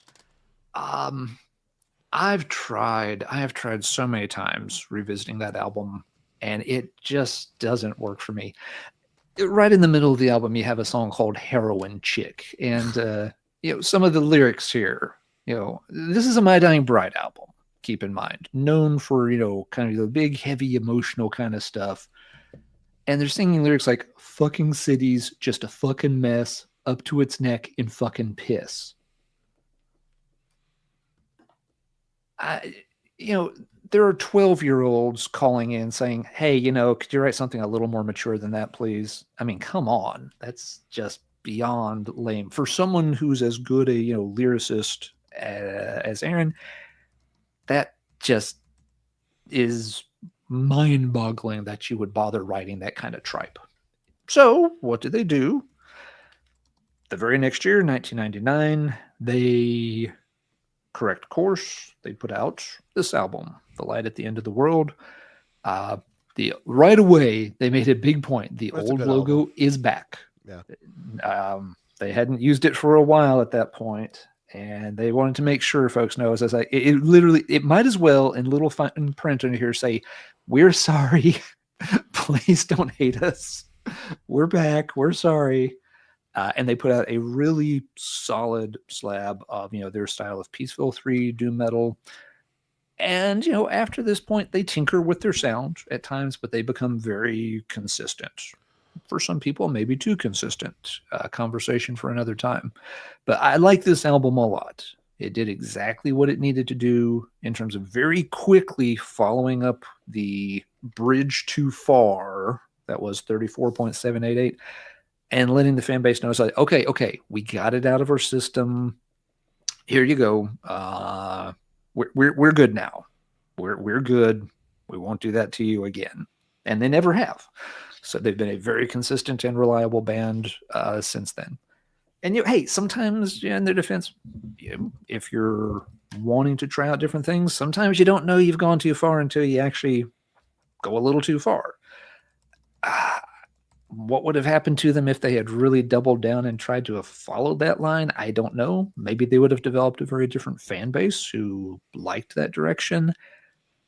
I don't think a lot of the old fan base would have followed them very long. That 34.7 album was terribly received at the time, and there are still a lot of folks that do not like it. To those who do like it, hey, I actually think that's really cool that people get into that album.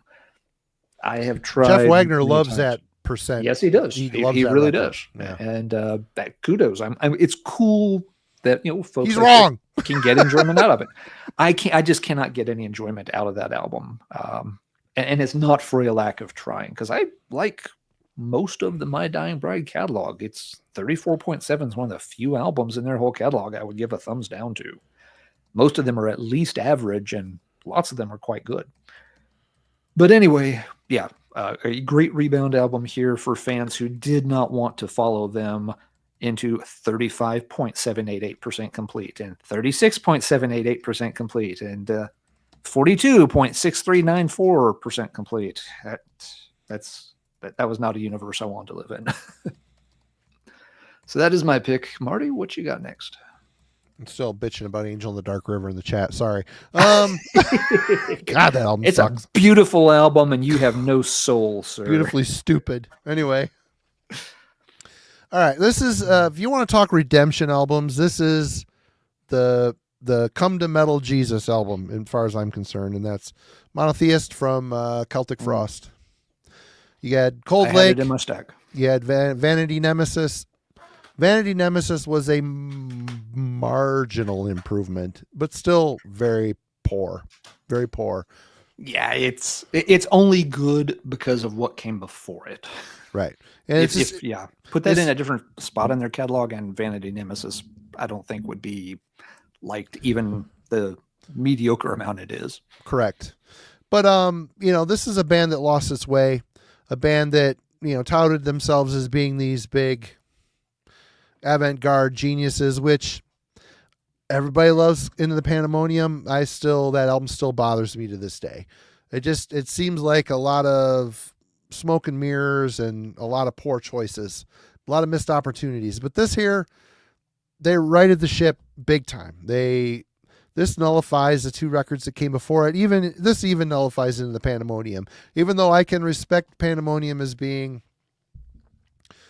a building block on the path to this record, this here they got it right. It's artistic, but they did not go so overblown into the avant-garde that it's unlistenable. They still maintain the core elements that were Celtic Frost. They added, they had Martin Ann doing some more singing on here. So it wasn't just Tom G on vocals. You had Martin singing, and his voice was more pained and clean and yelled and passionate, tortured. Dying God coming into human flesh. God, it's just a simplistic, wretched, gut-wrenching song. I always loved it. How they would build, and super simplistic lines that build into a crescendo. It's just, they do it a lot on this record, and they completely nailed it. They finally found their place, their foothold in the avant-garde, and they did it with so much grace. It's just sad that there had to be a lot of bumps and scratches on the way to get here, because they were a band that was lost and floundering. I get it. Times are tough. Change is hard. But they finally got there. Monotheist. If you've never heard it, it's great. It's a fantastic record. Blew me away the first time I heard it. And there's a lot to hear. There's a lot to unlock. Is it multiple plays? There's other things that present themselves. So cheers to Celtic Frost for getting it right before it's their swan song record. So check it out. What do you think of the Triptychon albums, Marty? It's good. It's like a continuation of the Monotheist style. Yep, I'd agree. It's really kind of sad that they haven't continued. They are still playing as Triptychon, but they're basically playing Celtic Frost songs at this point. So I don't know. Yeah. There's been rumors that there is new Triptychon material in the works, but I don't know how much stock we should put in that. But it has been it's come up a few times that Triptychon could have something new out this year or next year. He's got a good group of musicians surrounding him that have a like-minded vision for the band. So I think I'd like to hear them do one more album and see that. While I like the 2 Triptychon albums, are a bit similar, and like you said, they're both similar to this Celtic Frost album. I'd like to see Triptychon maybe try something just a little different, because I think they've got the talent to put a new twist on it without going too far. Yeah, we'll see. All right, Jimmy. Well, this is more of I don't know if you would call it a rebound or a comeback, but honestly, how do you rebound from losing Ozzy Osbourne as your singer? Ooh. With Ronnie James Dio and Heaven and Hell? Excellent pick. I mean, that's quite the change, man. I think that's one of the most amazing things about this record, is because they had a very specific sound with Ozzy singing, and to turn around and get someone that is just completely different than Ozzy, amazing singer, but they couldn't be more opposite, in my opinion, And now I don't know the exact story, but I know that they, wasn't working with Ozzy. He was really bad off at the time. I think Tony kicked him out, and then they came across. Ozzy says he quit, but the other guy said they fired him. So yeah. So who's right? And how much of this was written, I wonder, before they kicked him out? I think there was none. When the Dio and Tony got together, they holed up in some place and they wrote Children of the Sea together. Okay. And Tony was kind of blown away that Dio actually contributed to songwriting and had his own lyrics and was a beautiful, soulful singer. So it was kind of a done deal at that point. Yeah. They definitely. He definitely had not only a different style, but a different way that he sang versus Ozzy. And the way that he kind of sang over the guitar parts versus Ozzy kind of singing along to the guitar parts in a way. Yeah. Ozzy sang the riffs. He sang the riffs. Yeah, Dio sang the melody lines. Yeah. And so, I could not imagine this album at all with Ozzy singing on it. But it's an absolutely, for me, one of my favorite Sabbath records for sure, and probably my favorite Dio record. Anything that he did, I mean, this is really on top. Mob Rules maybe a step better. Mob Rules for me. too. Yeah, I like this one better, but I love that one too. There's this one is just Rainbow Rising. too. That's Rainbow right. That's in Rising, the yeah. that's in the conversation. What a great Yeah. album. Well, I mean, he just did so much great stuff, you know. But this to me was my intro to Dio, and I don't know, it's got a special place in my heart. And every single song on here is just so good. I love everything. Just sounds perfect and in place, and just the songwriting on here. It's just like, I mean, it's just absolutely amazing. And yeah, man. I mean, what are you gonna say about Heaven and Hell? I mean, and he did some great. I even like the Humanizer. I thought that was good too. Man. But Yeah. Another sort of comeback with Dio coming back to the band. But yeah, I mean, you just can't deny the Dio on this one, man. So good. Agreed. Classic. And the thing of it is, I like Never Say Die. I think that's a good record. I like the title track. Hard Road is a great song. There's some great songs on Never Say Die. Technical Ecstasy is the one that I struggle with a bit. A couple good songs on it. Weird vibe. But Never Say Die is I don't know. It doesn't suck, but Heaven and Hell is definitely a better record for sure. Yeah. Both Technical Ecstasy and Never Say Die are tough ones to love. They have their moments, but yeah, I mean, I think everyone kind of, the writing was on the wall that, you know, the Ozzy, you know, era was pretty much had to wrap itself up. Yeah. Yeah, and I mean, you could even argue Ozzy had a Rebound record there too. You know, doing his solo stuff. Oh yeah, absolutely. Yeah. Revitalized his career Totally. for sure. You know, Dio, when he left Sabbath, you know, the Holy Diver is one of the best metal records ever, really. The best Dio record. It just is. It's such a good record. Absolutely. A lot of magic happening during that whole crew, around that whole group of people and the whole era, for sure. Indeed. We haven't covered enough German power metal bands tonight. Let's do one more. I'm going to call this one a Rebound album in the sense that I'll be right back. the band had kind of puttered around for a few albums and finally got their ass in gear. And that band is Gamma Ray, and album number 4, Land of the Free. You know, Kai left Halloween. There's your first Halloween mention of the night, I think. And the Gamma Ray project was announced, and everybody was so excited and wanted to check it out. And Heading for Tomorrow came out, and you know, there are some decent songs on it, but it's kind of a head scratcher of an album. It's very much Kai getting a chance to, you know, have some fun, goof around, delve into his 70s influences a little bit. It's a very uneven album at best. And then the second album came out, and they're kind of doing more of the same. It's sort of farting around. It's kind of like, hey, Kai, you want to get back to the German power metal thing? Maybe that is kind of what you're known for. Kind of what we'd like to hear some more of. They got close on the third album, Insanity and Genius. The first half of that album, it feels like they're starting to fire on all cylinders, and then on the B-side, it just completely flames itself out.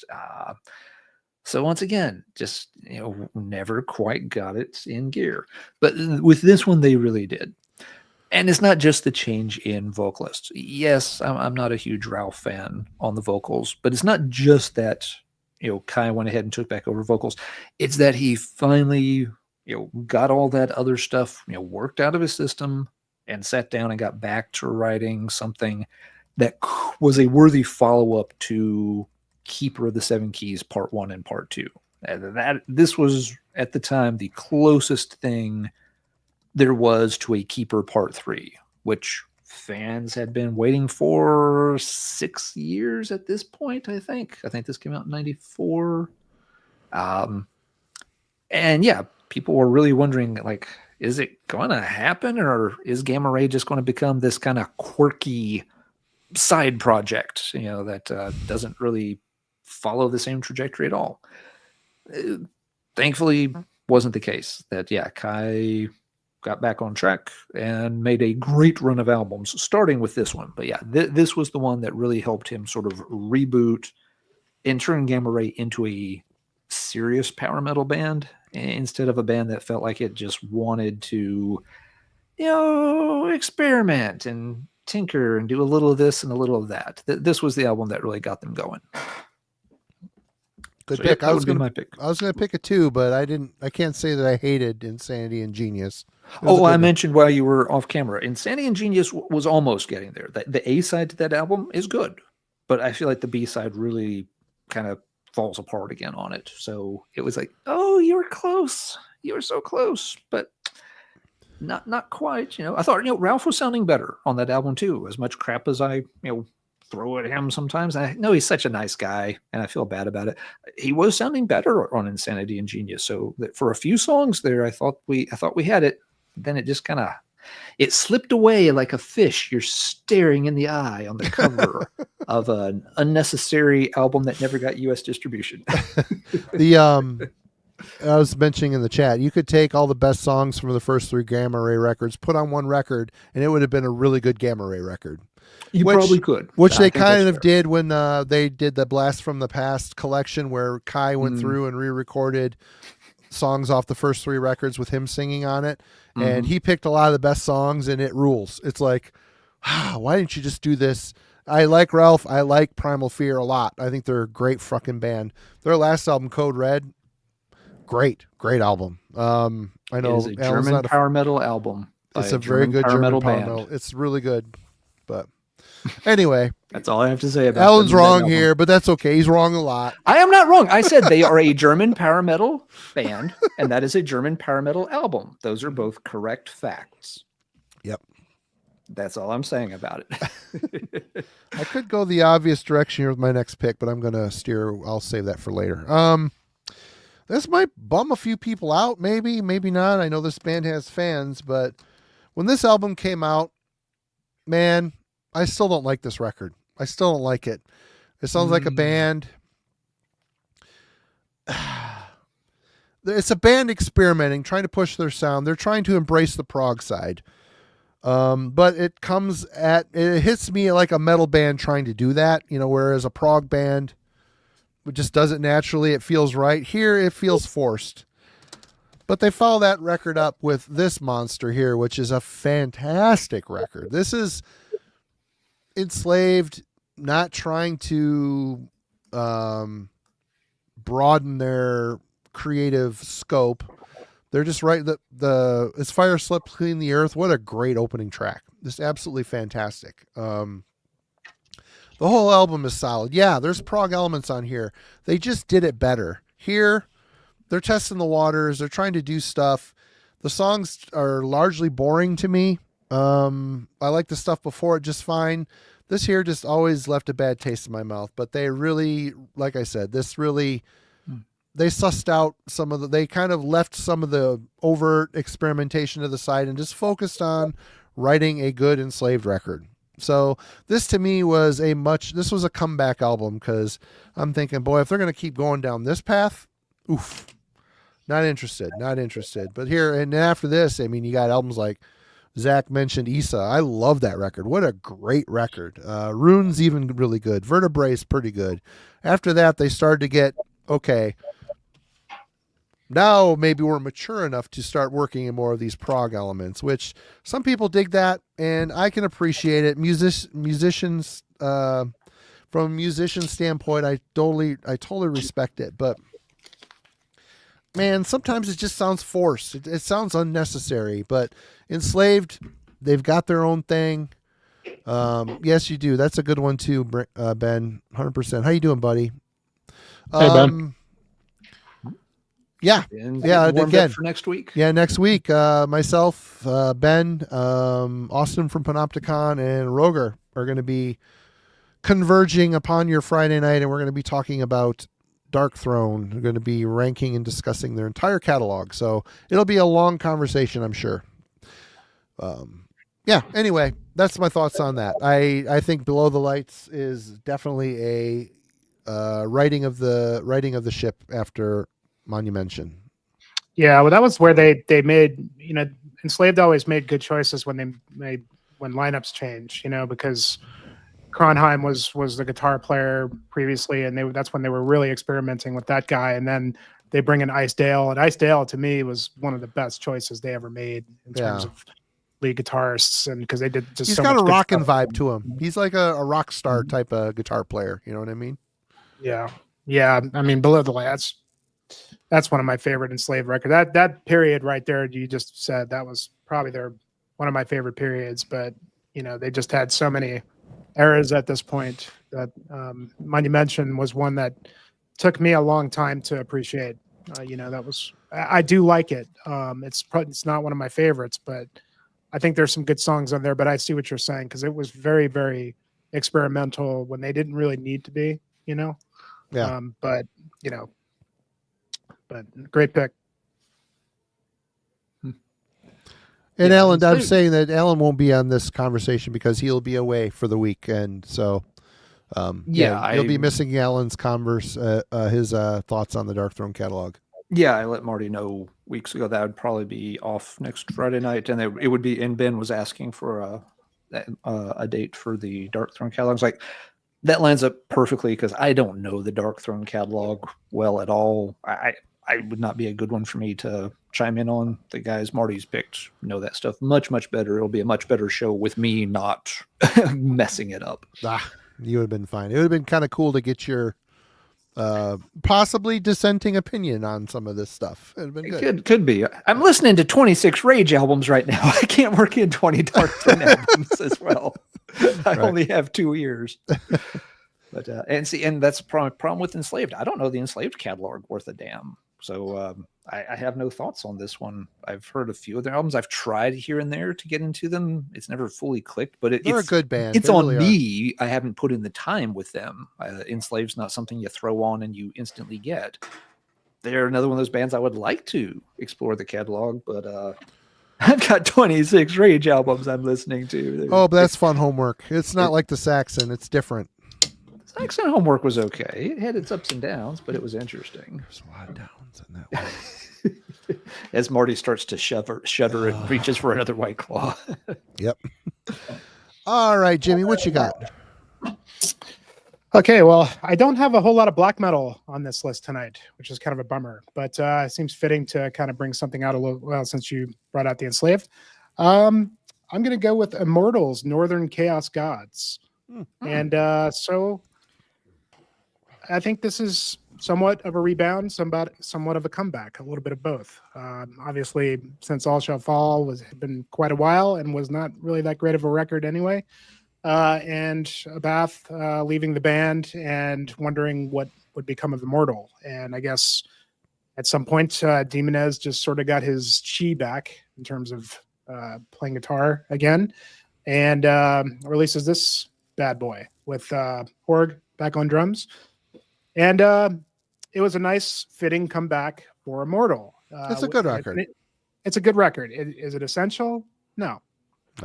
Is it completist stuff? Yeah, it's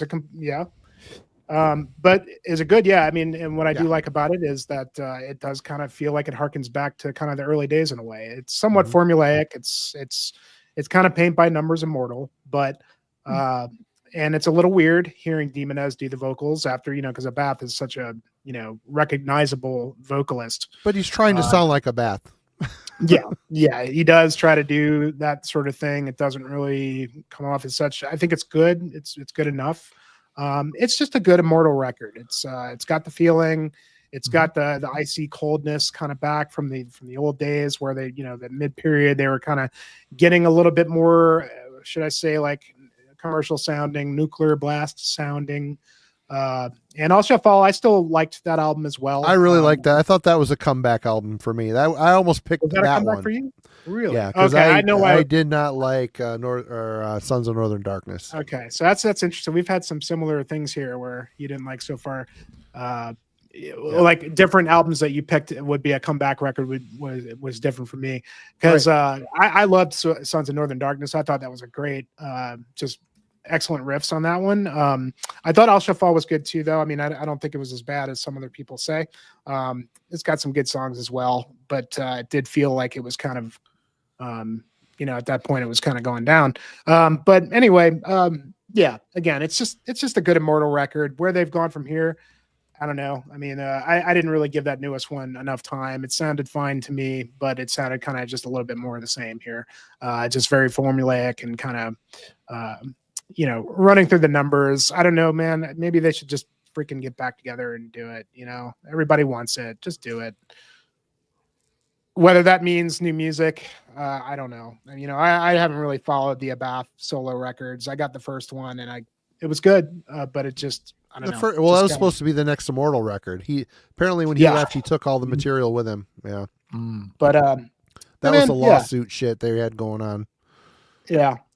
But good to see Demonez able to kind of bring it back again. There's good riffs on here. It's good, just good stuff. The album after that's okay too, but it's lesser than that one. That was really good. The new one is okay, but it's worth having. But I don't know how often I'm going to listen to it. It's just cool to see sitting on the shelf. You know what I mean? Mm-hmm. Yeah. I didn't even revisited it much. But we'll see what happens from here. But I'm not too confident that they're really gonna. I don't know. I don't know if it would just take them just getting back together or Demonez just keep running down this path of doing this kind of stuff. So, but we'll see. But good stuff though. Good to see that he's got some in the can. I always liked Demonez and just thought he was a good songwriter, and glad to see he can play guitar again. Because I didn't think for a while he had tinnitus or something like that. Yeah, he had it real bad. He played a lot, practiced a lot, and it screwed up his hands. Hands and wrist. Mm-hmm.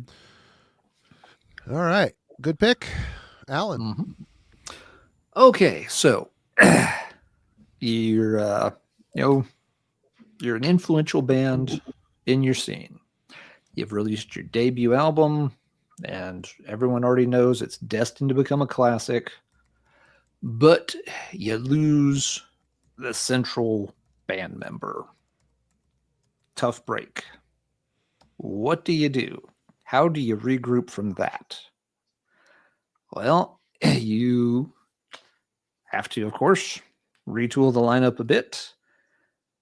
3 years later, you release an EP, and it begins with the line, "In peaceful times, militant men attack themselves." And you never look back. Mayhem, Wolf's Lair Abyss. It would have been so easy for Mayhem to have just never been resurrected after the death of Euronymous. They got De Mysteries out as they should have. And it would have been really, really easy for the project just to have been left at that point. And it would have just been one of those, here's, our one, kind of, posthumous, classic monument to what was, and we'll never touch it again. But they didn't. They found the right people from their past and for their future, and they put out one of the most evil sounding EPs I've ever heard. Just those opening moments in Vortex Void of Inhumanity where they repeat that line a few times, and like the last time it just goes full black metal sneer. That creeps me out to this day. And you talking about a rebound, coming back and showing right away that you're not just maybe doing some kind of cheap cash in. You're not just going to recreate the same thing that you've done on the one album that you'd released before, but proving that we're back, motherfuckers, and you better take us seriously, because we invented this whole Norwegian black metal scene, and by God, we're staying on top of it. This is our hill, son. And if you want to be king of it, you still have to go through Mayhem. Loved it as a statement, loved it as a rebound, and as a lead-in to what came after. I mean, I could have picked Grand Declaration of War for this for the same reason, but this did technically come first, and I think this really did plant the flag that this band was back in full force. It's that damn good. Mayhem has, had their ups and downs over time with their catalog, but yes, to literally come back from the dead and put out something this strong that really just puts you right back center stage, pretty amazing. So Wolfslayer Abyss was something I thought of pretty early that I wanted to highlight after Jimmy came up with this really fun topic. 3 words on that album: caustic and feral. Yes, absolutely. Yeah, and talk about like who would there couldn't have been a better guitar player that they picked with Blasphemer. I mean, the guy is just... he is absolutely what they needed, not just for the guitar playing, but for taking the reins on a lot, songwriting and direction and such. Absolutely. I don't know if the project would have worked without Blasphemer. Again, it's a theoretical question, but how could it have been that good with anybody else but him? Don't know. Gotta tell you, his new band that he put out with him on vocals and guitar, the Ruin, that thing ruled. I loved that's it. A great album. It's a great record. I hope there's more coming from them. It's about time for them to put out another album. It's been a couple of years. God, do that instead of that Ultimus. The new Ultimus record with Dave being goof, and Dave can still sing pretty well. He's a unique singer, good front man, but man, it's just he's doing some wacky stuff that just I could just close my eyes and envision him in that stupid cowboy hat. Oh my God, it just pisses me off. Anyway, Wade had a quick question here. Now, I don't know Arcanum very much, so maybe somebody else recommended this to him. Can we confirm? Probably just start from the beginning. Start at the beginning, move forward. The first 3 are all great. And in fact, pretty much his entire catalog, you can't really go wrong. They're all really consistent. Camping can't go wrong. It's a good record. All right. Well, since who was it? Resident of Bach mentioned this, and I can't believe I didn't think to pull it, but he picked a great one. Beherit's Engram. You want to talk about, this is a complete true return to form and quite possibly their best album. I mean, people, I like Oath of Black Blood is a shit mess. It's an unlistenable cult classic.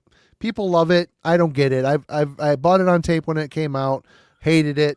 Ended up buying the CD at some point because I'm sadist, and I just never listened to it. Drawing Down the Moon, it's a classic, and I like it. It's just a very juvenile record.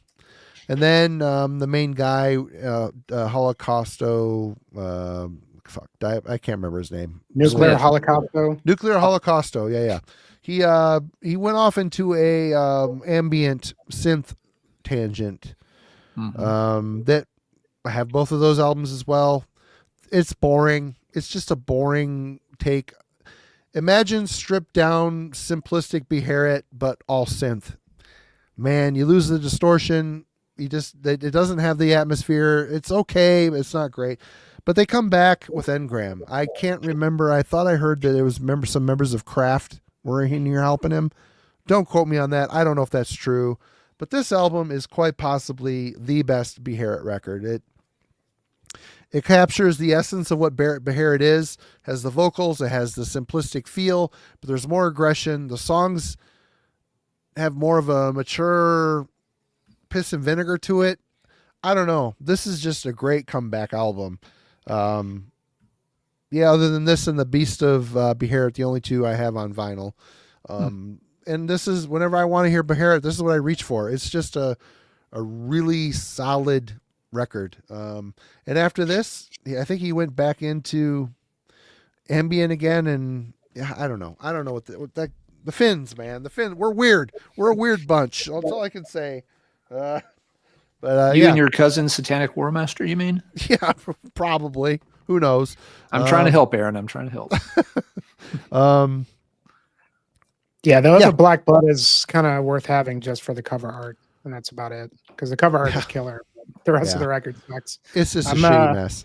Yeah, this came up, Logan. I'm going to see them in Denver, Beherit, cool. in September, because they're doing like a sort of a mini US tour. They're hitting kind of some of the major markets, and I'm not even really that huge of a fan of Beherit, but you know, it's history, and I like Ingram. I've slowly like come to appreciate Drawing Down the Moon. Never really liked it historically, but Gates of Nana is a great song, and that's probably the best song on the album, but it's still it's fun. It's super juvenile. It's fun. Super juvenile. Yeah. Mm-hmm. It took me kind of getting over my, you know, bullshit to actually appreciate it, but I appreciate it. I'm looking forward to see that live, just because don't really know what that's going to be like. It should be interesting, but it's really interesting to hear the early Finnish stuff, because even though all three of the Nordic countries are joined at the tip, they all have their own when it comes to black metal, they all have their own sound.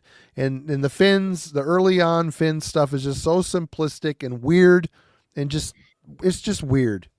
Yeah, this Electric Doom synthesis is okay. It's okay. I can't tell you the last time I listened to that. I have the CD, and I don't know. But anyway, yeah, Beherit is a good representation of Finnish early black metal. Weird, unique, perverted, satanic, weird. It's just, I don't know, all over the place. But Engram, he got it right. That was kind of like the perfect storm. I don't know who he had helping him on it, but yeah. All right, Jimmy. All right. Good. Thanks for the reminding, Resident of Bach. Very cool. Very good pick.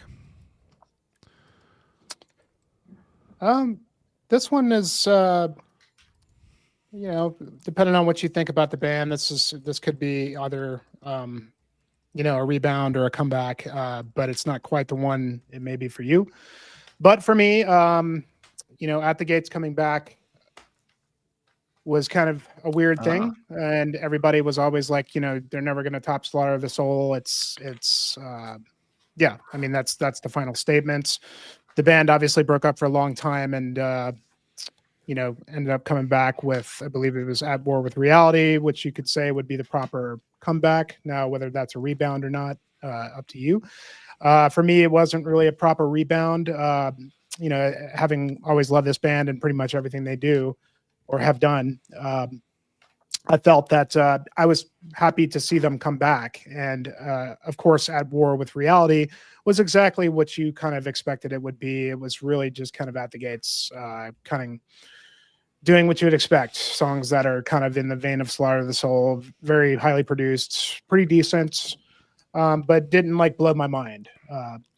The follow-up to it, To Drink from the Night Itself, for me, was The Rebound. And I think this record's excellent.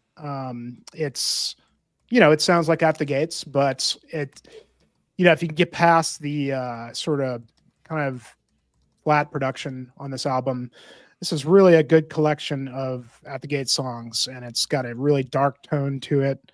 And Thomas sounds really great, and it's just, it really kind of follows suit with a lot of, you know, just the songwriting acumen these guys had with Slaughter of the Soul, I believe. So it's not a whole lot different, but just good songs, man, and just good vibe to it as well. I don't know if that people like, I don't really know what the consensus is. I'm sure people will weigh in here, because I liked At War, but to me, this one, this was the rebound album for At the Gates. And yeah, I mean, a lot of people that are always kind of like, they just shouldn't have continued. They should have left it like it was. Yeah. And that would have been fine too. But honestly, I mean, let's be real. Look, all these guys had other bands they did after Slaughter of the Soul. You know, of course, there was The Haunted, there was, you know, Witchery, all these, you know, Thomas had a slew of bands, but none of them were really quite on the level of At the Gates. You know, you could say The Haunted was pretty successful, but for them to come back, I mean, this was their band. This was their most successful project, and I don't fault them at all for coming back and just sticking around. You know what I mean? You know, if it didn't really quite work out with the other stuff, what else are you going to do? You know, and I think they put out a great record here. You know, the follow up to this, I wasn't really as into. I don't remember what the name of it was. It was a little bit more. Maybe they were trying to like progress a bit and change a little bit. I honestly have to kind of go back to it. But in terms of At the Gates, you know, if you love Slaughter of the Soul and even a little bit of that old feeling from the earlier records is in here as well. That just dark, kind of weird feeling. But I think it's a great record. And, you know, for me, this is the At the Gates comeback is To Drink from the Night Itself. Have not heard that one. I bought it War with Reality when it came out. Listened to it. I'm like, this is decent for about a week. And then I have not touched it since the week it came out. This is better, I think. Is it? Yeah, I think. I mean, if you like, you know, if you like At the Gates, I think you'll like this album. It's really good. Every single song's good. It's not. It just doesn't feel like they're. It felt like they really had some stuff here. You know, at least to me. All right. Good one. Alan. All right. Let's see.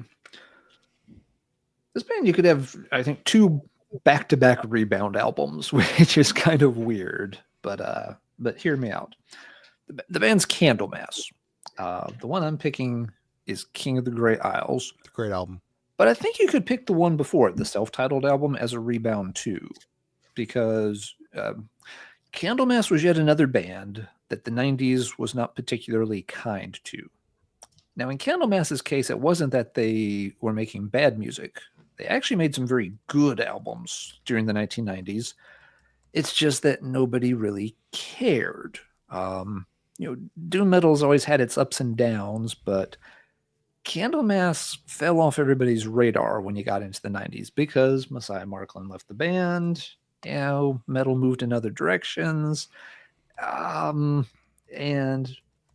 the band got a new vocalist and did some good albums, but they just had no visibility to them.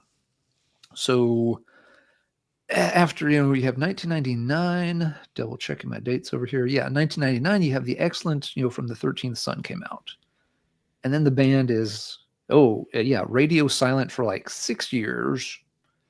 And they pull off everybody's, you know, favorite doom metal wet dream of getting Messiah back in the band. And they put out, you know, the album in 2005. And yeah, I think most people were happy with it. It is not one of my favorite Candlemass albums. Has some good tracks and has its moments. For me, I think it just got overhyped. That, you know, I was really expecting and wanting it to be something like, you know, Nightfall Part 2, which I guess would be Midnight Fall. I don't know. And it's not that good. But, you know, regardless, it came out, it did well. So I think that's a good candidate for a Rebound album. But they couldn't hold it together. Messiah was reportedly difficult to deal with. And so the lineup, you know, couldn't really last any time, fell back apart. So how do you've just brought back the vocalist everybody loved and got the one album that most people really enjoyed, and then you lose him. So what do? You go out and get one of the other best doom metal vocalists available at the time, Robert Lowe from Solitude Aeternus, and you put out King of the Grey Isles. And yeah, as Marty said, it's a great album. Last track in particular. Everything on it is really solid. And it works in that case. It's one of the probably few vocalists that they could have landed that could kind of step in and fill that role. Now, Lowe, of course, has a different style voice than Marklin. He's not going to sound exactly the same. Nobody really does. But that's okay. You know, he still brings his A game to this album, gives the songs exactly what they need. And so it keeps Candlemass going because it only took them 2 years. They did not, you know, drag their feet in terms of getting him in the band and getting some new stuff recorded. But of course, it does kind of, you know, also herald a new era for Candlemass because they're going to sound a bit different. You know, he's with them for 3 albums. This one's great. The one after this is still quite good. The one after that has some problems. Well, we're just going to be real kind and leave it at that for now. But yeah, you know, the fact that they sort of bounced back with the album, with the lineup everybody wanted, and then we're also able to bounce back with a new lineup that everybody was really excited to see and delivered again. Yeah, back-to-back Rebound albums in the Candlemass catalog in the mid-2000s. All right. Good one. Okay. Well, with this band, you've got a 3-album run, which Chronos, Genesis, and Sanctus Diabolos. All looking at the rankings and reviews on Metal Archives, and they're all over 80%, which is impressive. But I thought they were boring. What really got me going was Rotting Christ's Theogonia. This album, to me, is the last album by this band that you really need. I know that's probably people are like, what? There is some good stuff. What? But this is fast, aggressive. It's like they took Triarchy of the Lost Lovers, lit it on fire, and went back to doing their older stuff. Fast, aggressive, Greek black metal. This is just a really well written, fast, intense, aggressive, good Rotting Christ album. After this, they started employing, a bunch of backup singers to do like this cultural type of thing, which is cool. No one else is doing it, but it's like I wanted my Rotting Christ aggressive and blasphemic and just really good Greek melody lines and rough, harsh, evil vocals. This is it. This is the last album that you really, really are gonna. You might buy some of the other ones like Heretic. It's good, very cinematic, very inventive, artistic. But if I want to sit down and just listen to something and enjoy it and not think about all the cultural stuff, this is it right here. This is a raw, awesome, excellent post Triarchy of the Lost Lovers album. The 3 albums that came up to this, I'm shocked to see such good ratings. I have a couple of them and they're boring. It's just boring. They got it right here and they lit it on fire. It's really good. I wish they would go back to it because it's just, that's where they need to be. They less artistic shit and just keep it sensible. Don't go off the rails, but keep it old school Greek black metal. That's what they excel at. That's what it should be. Yeah, I don't know this era of Rotting Christ's catalog well. I know bits and pieces of it. I'm kind of surprised you don't like the newer stuff simply because you tend to like those big world building types of albums a lot. And both Heretics and Pro Christo are really good at that. I have Heretic. Okay. I haven't heard the other one, but part of it is his voice. It sounds fried to me. He's struggling. He is almost talking more than singing at times. That's he can't fair. you can't do the grim vocals anymore. And no, that's fair. I found a lot of these world building Rotting Christ records. It all kind of comes from the same place, so there's a level of similarity. A little bit, and that's fair too. And Rheinpest pointed that out. Like on Pro Christo, I agree. Like the first few songs are very cool. The last few songs are also very good, but the middle of that album does drag a little bit. So I'm not saying they are perfect albums, but I also agree with what you said, Marty. No one else is really doing it the way Rotting Christ does. And I think they get some style points for being original 100%. This late in their career. It would be real easy for them just to go back and keep making a Dead Poem over and over, and people would buy it and like it, and it'd be easy. But they're not doing that, so I like the Dead Poem. Doing their own thing. I don't. There's a couple songs on there that are really good, but they really got. You could tell it's a long, kind of boring record, and after that, they fell into it. I saw them at Milwaukee Metal Fest, the album after, and I think it was, and it was just they're even boring live. Mm-hmm. It's just like wow, this is just the material fell off. They got burned out. I think they just burn out. I think they get to, it's kind of, what was the phrase, Jimmy, that you used earlier? They weren't on Nuclear Blast, but they started to sound like a Nuclear Blast band. I guess in this case, they started to sound like a Century Media band. They got that whole turn of the century sort of gothic tinged, but easily accessible kind of sound going a little bit too much around a Dead Poem. And that phase, that's where I lost Rotting Christ. And that's why I don't know the Theogonia in that era quite so well. I never quite got back on board until later. The thing of it, I do like a Dead Poem. I think it's a bit leaning into boring, but it's following up a very tough record to follow up. Triarchy of the Lost Lovers is kind of a very rock solid. It's a good transition record for Rotting Christ away from the raw black metal stuff into more of a major label band. You know, they're on Century Media at this point. Mm-hmm. They're starting to transition into more of a more fans, more everything, and it's a great record. The riffs on Triarchy are just great. It's just a very catchy record. It still has the darkness of the early Rotting Christ stuff, which they kind of lose on a Dead Poem. Even though they have a super slick production, it still has the darkness there. Mm-hmm. Yeah, Dead Poem still sounds like just a Greek black metal record. Yeah, it lost some of the melody lines on Dead Poem. It was more power chord driven. I don't know. Yeah, it's still good, but that's the last one I cared about for a long time until Theogonia. Theogonia, great record. Great record. Yep. Jimmy, where do you weigh in on all this all this Rotting Christ stuff? Yeah, I struggle with the Greek sound myself. That's fair. I don't I like Theogonia actually. I like that one. I like Triarchy. It's never been a sound that I really gravitated towards, especially when it comes to like, that kind of stuff. Because there's a lot of other bands in that realm, the Greek sound that just never really quite clicked with me, Mm-hmm. And check out Verathron's Stygian Forces of Scorn. That's a really good record. Yeah, Verathron, and there was another one I don't remember the name, but Tyler got me into. I can't remember, but I saw Rotting Christ play recently. Maybe? No, it's one of those Tyler bands. I can't fucking remember. Septic Flesh.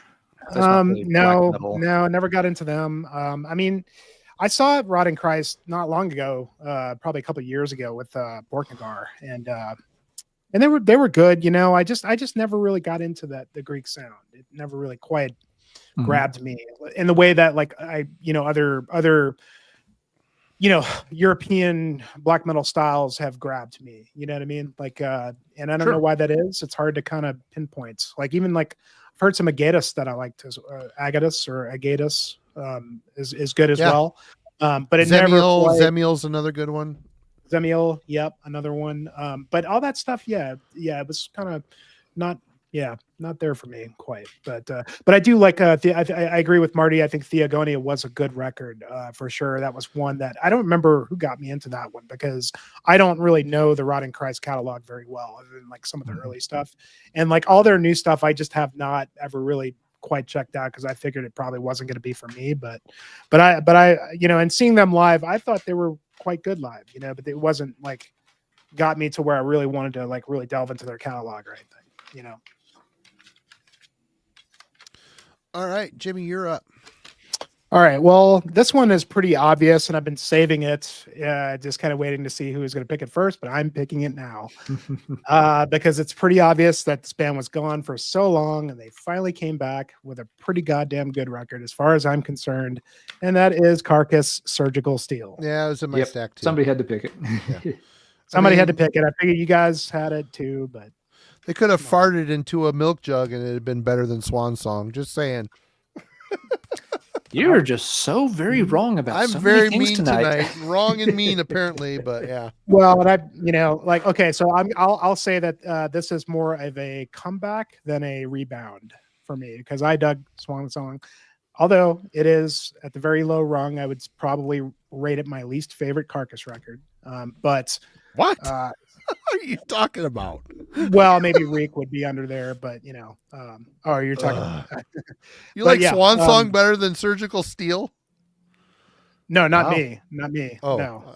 Okay. Did somebody in the chat? No, I was saying I thought you said that this was your least favorite Carcass record. No, I would say Swan Song was probably my least favorite. Okay. I didn't hear that part. Sorry, I was interacting with the chat. Yeah. But that said, I still like the record. I mean, it's definitely their least, but I still think there's some good songs in there and some charm that I dig. It's not what I want from Carcass, but it was what it was. I'm glad that they didn't come back and try to do some bullshit like that again. They came out with a great record. What is this like? I mean, almost a 20-year wait, Wyatt. I mean, it's like, well, it's probably about 18 years between. We had the Black Star album that came out after Swan Song. And then there was that too, which was not great. Swan Song Part 2. But yeah, I mean, come on, man. I mean, like Surgical Steel, man. They came back with a banger, man. And it's a little long, but got a new drummer that's killing it. And man, just a collection of really good songs. And I like that they kind of just settled into like you know, I mean, like this is a little bit more technical than like say Heartwork. It's got the same sort of earworm quality that Heartwork has, but it definitely, not to say that they're doing any of the grindy stuff that they did in the early days, but it's still, you know, Jeff sounds great on vocals. It's just the melodies are there. Bill Steers sound. I mean, it's a killer comeback album. Captive Bolt Pistol is a great song. That's probably the best Captive song. Bolt Pistol. I mean, dude, just like coming right out the bat with Thrasher's Abattoir. It's just awesome. All the song titles are great, kind of harkening back to like the old days, you know. 3161 grade surgical steel. That one's great. The granulating dark satanic mills is awesome. The Master Butcher's apron, a Kid Shield cloud of blood, and then especially non-compliance to ASTM F88912 standard. Come on. Good song titles. It's got all the fun stuff. But I saw them live around this time too, and they were killer. And I love Torn Arteries as well. Awesome record. Glad to see these guys back. I hope they keep releasing stuff, but hell of a comeback for this band, you know, because they could have just, I never thought they would. I thought they were gone for, I mean, you know, Bill Steers doing what was the kind of rock death and roll band he was doing for a Firebird while? or something like that. Firebird, you know, and then, you know, and then Jeff was doing some other shit. I don't know. But one of them was doing some kind of weird country-ish thing. That was Jeff Walker. Yeah. Plus, he was also Jeff Walker's also doing Beherit. Oh, right. Yeah. I forgot about that. But yeah, top to bottom, great album. You know, just every song I absolutely love, and very clearly a comeback record for the masses. You can never have enough Carcass in your life, that's for sure. I know I can. I got to say, I just saw 125 people in here. Cheers, everyone. Thanks for joining us tonight. Hanging out with us like every week. We really appreciate all you folks. Definitely thank you for hanging out with us on Friday. Awesome. Hope everyone's having a good time chatting metal. Lots of good stuff popping up in the chat. Good topic. As well. This is one we could probably do multiple times. Could be, yeah. And if you're just watching or listening and not in the live chat, you know, by all means, if you're able to, hop on in there and join the fun. Absolutely. All right, Alan. All right. Yeah, good pick, Jeff. Sorry. Good pick, Jimmy. Someone had to call that one out sooner or later. Another one that has to be on this kind of list.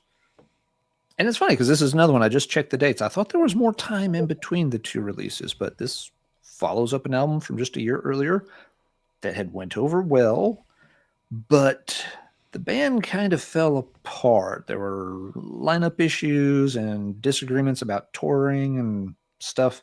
So yeah, basically everyone was gone except for one guy. And so he had to put together a new lineup, got a new album out the following year, and a lot of people think it's the best. It is Death's Human. Big change from what Chuck had been doing on the first three albums. You know, those albums, you know, had shown you shifts and progressions for sure, but this is a big step into a different direction.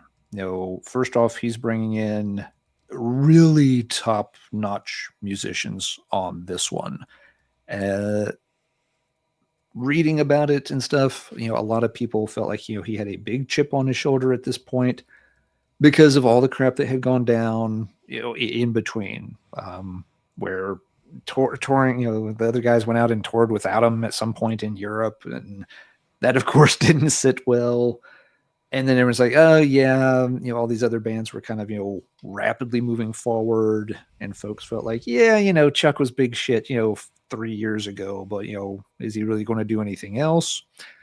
And so, you know, he really, you know, felt like, yeah, I am going to go once again and prove to y'all that, you know, there's a reason it's called death metal, and it's because I'm death. And so, yeah, he gets, you know, the best musicians available, and, you know, puts out, you know, a stunning album that is just, you know, a quantum leap ahead of what he did just the previous year in 1990. It's not, again, people like different eras of death, and that's fine. That's one of the things that's cool about death. You ask 7 different people what's their favorite album, you might get 7 different answers. It is very legitimately possible. And I think that's always the sign of, the best bands, when you can pick, a wide number of albums out of their catalog and find a lot of people who will raise their hand and be like, that one's the best. No, that one's the best. No, that one's the best. It's not a situation where everybody just gravitates to one or two albums all the time. So yeah, the fact that he could, come back with a new lineup, taking the project in a new direction, and sort of just blow everyone away with the final result. I think Death's Human, great Rebound candidate there.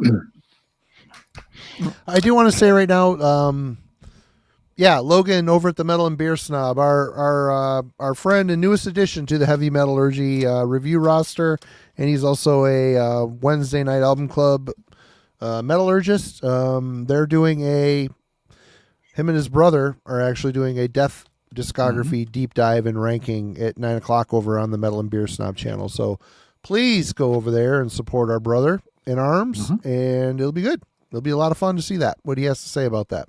Indeed. Hey, Dave, thanks a lot. Appreciate that, Dave. What is your favorite new wave of thrash heavy metal? Traditional heavy metal bands.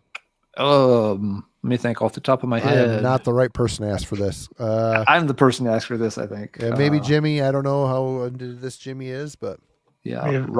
Riot City would be one. Traveler. Traveler, unfortunately, just broke up about a month ago. Venerator. The new Venerator album is sounding really, really good. Yep. Witch Hazel isn't metal. Devin, come on. We've had this discussion. You know better. You know better. Mean Mistreater has done 2 great albums in the past 2 years, so they're definitely in that conversation at this point. Other ones, I like Smolder's supposed to have something new this year. Want to hear what they sound like? Again, they've got more of the epic thing, but I'd put them in there. Crypt Sermon, I think, is a pretty obvious one for that.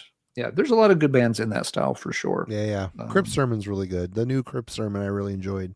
The last 2 Crypt Sermon albums have been Eternal Champion. That's a good one. Eternal Champions, another good call, one. Jimmy. Yep. It took me a little while to warm up to them, but I did get there. Yep, their albums have both been good. It feels like they are way overdue for album number 3. I'd have to check, but it feels like they're overdue. But if I had to pick a single one out of that list, I might pick Riot City. I think both their albums are fantastic. All right. Okie dokie. I just did Death, so Marty, I believe it's your turn. Okay. Well, this band broke my heart. Maybe the worst out. Well, Celtic Frost broke my heart. Carcass broke my heart. There's a lot of bands that have shit in my Wheaties, so to speak. And one of them would be the Netherlands Gorefest. They put out the debut album is really good. Their second album, False, is amazing. Big influence for my own band. We named our band The Glorious Dead, obviously from the lead-off track from that record. But after that record, Erase, Chapter 13, there was another one in there, I think. This is all garbage. It's hot, stinking shit garbage. But just erase it from your mind, Marty. Just erase it from my mind. Come with me to where the real fun is. Stupid. Their comeback album, they broke up for, obviously they had to. They were wandering around in this shitty style that no one cared about, and music was getting heavier and heavier. Well, they broke up. They needed to. And they got back with this album here, La Mutre, Muter, M-U-E-T-R-A-E, La Mutre. Is this a perfect album? It isn't. It's a little bit long, but it's Gorefest coming back into the true death metal realm. But this is a good resurgence, right the ship type of record. But they ended on this one, Rise to Ruin, which has a kind of dumb cover, but this album is just as good. It's just as good as False. It's got the true early Gorefest spirit. The songs are simplistic, but they're hard-hitting, well-written death metal. It's here too, but this album's just a bit long. They didn't really truly come into their own until this one. But both of these are, you could have, the albums that came before this are just absolutely terrible. So I still own them because I cared about the band. I have them. I begrudgingly own them. But these two are really good. Definitely, if you're going to check out a later era Gorefest album, Rise to Ruin is the one. This album rules. It's so good. Excellent, excellent death metal. But yeah, this is a band that really broke my heart early on. How do you follow up an album like False? Well, you don't do it with putting out an album called Erase, which was them trying to mimic the groove metal era. The lyrics were stupid. The production was weak. Everything about that record is just a slap to the face of what they did before it. But yeah, Gorefest. So you're telling me A Piece of Paper is not your favorite Gorefest song? No, it's not my favorite. Or their cover of Autobahn by Kraftwerk, which I like Kraftwerk, but I don't like Gorefest covering Kraftwerk. Not good. Stupid. Yeah. I wish that band would come back and just do what they ended with a shining statement, man. It was great. Great album. All right, Jimmy, what you got? All right, let's see. Oh boy, I got some fun ones. I got some good ones coming up. Yeah. Good ones. Well, yeah, let's go here. Well, this was kind of one that wasn't expected at the time, given this man's trajectory, and obviously he was done with the band, but something made him come back, and we were all happier for it. Strapping Young Lad, Alien, and SYL.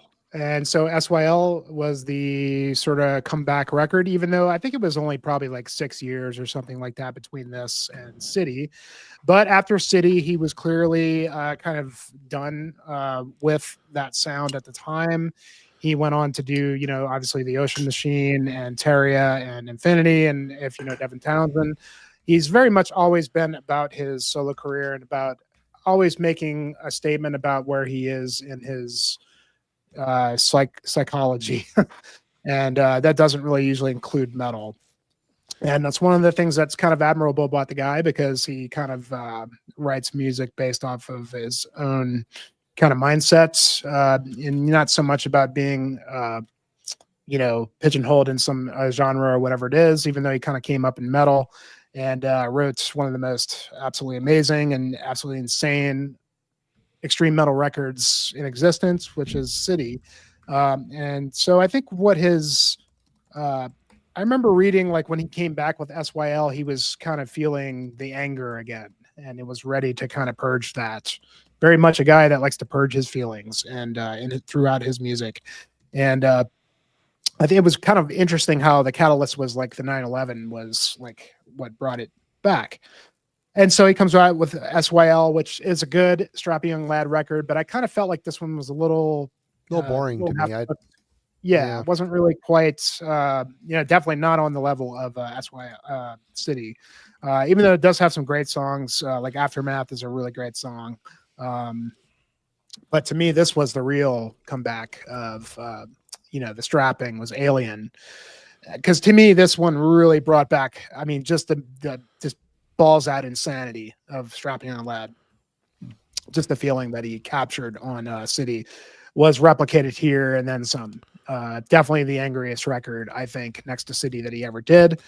And I don't know, just felt a lot more fleshed out in terms of like, okay, he came back with the band, but he didn't really quite, it was kind of just more, let's just write some cool metal tunes, get Hagelin going crazy on the drums. There you go. There's SYL. But then this one, boom, just balls out, dude, and goddamn shitstorm. It's fucking insane song.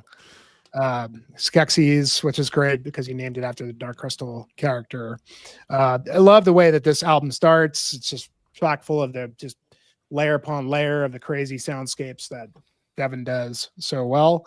And even the follow-up to this, The New Black, which was kind of on par with SYL, was not quite as good. Obviously, anybody that, screams about Devin would come back with strapping. I mean, look, go listen to SYL and listen to New Black, and that should just tell you that he's obviously, this is a couple of records that he did that he'll never revisit. And, you know, he's done a lot of great stuff since then. You know, if you're a Devin fan, I know I am. And I love, you know, pretty much most of what he's done. You know, every now and then he comes out with something that's not as good, or not as quite for me. But Alien, man, this is the true. You know, if I was to pick, you know, strapping albums, I mean, the first one was really good, but as far as, you know, the strapping stuff, it's City and Alien. Those are the two quintessential strapping albums. So it was good to see that at least he came back and tried it out. But it's very clear that this was the end of the band for sure. This was the one that came after this. So glad he at least, you know, continued it as long as he could. So, but yeah. How do you follow up an album like City? Really? I mean, that album is just the most perfectly sculpted temper tantrum ever put to music. It just, it's the songs are so catchy, unique. God, just blazing. Hey, Dave, thanks a bunch, man. I think he would tell you if you know, if he wasn't feeling the way he did at the time, he probably never would have even gone back to it. You know, I'm glad he did because that Alien's great. You know, but yeah, you can't really. I think I saw them at the Milwaukee Metal Fest. It was on the SYL album. They were great. I mean, he, you know, belittled and cajoled the crowd. They were great. Totally awesome. Dave, thank you so much. Appreciate you, man. Awesome. Mm-hmm. Yes, thanks, Dave. All right, Ellen. Yep, and Dave's question and comment is segueing into my next pick. It's definitely time we talked about Brave New World. What figured it was coming. Yeah, and you know, the 90s, another band. The 90s just weren't kind to Iron Maiden. I'll be right back. You know, you had Fear of the Dark came out early in the 90s, and it's not a bad record. It's got some very good songs on it, but it's not considered, one of the highlights of their career. And there was already a lot of tension in the band. Again, I think, like we talked about earlier with Ozzy and Black Sabbath, the writing was on the wall. You know, that Bruce already had one foot out the door. It was just going to happen at that point. You know, they bring in Blaze, and I don't mind the guy's voice. I don't think he's that bad of a singer at all, but you were trying to fill some of the biggest shoes in heavy metal history, and you're doing it at a time when the heavy metal scene is changing. The entire music scene is changing. Everything there just is tough. You're trying to do the X Factor while Steve Harris is going through a really ugly divorce or something. And, the variables are just stacked against you. Once you have so many things working not in your favor, it's only going to work so well. I do like the X Factor. It's kind of a cool album, but let's face it, it was not a huge commercial success for the band. It's a quiet, somber kind of album, which Iron Maiden can do those songs in the past, but Iron Maiden is not what we really think of. It's not the first thing that pops to mind when you think of Maiden. You think of, big galloping choruses and, air raid siren vocals and stuff, not the Heart of Darkness from X Factor. And then they did Virtual 11, and the less said about that album, the better.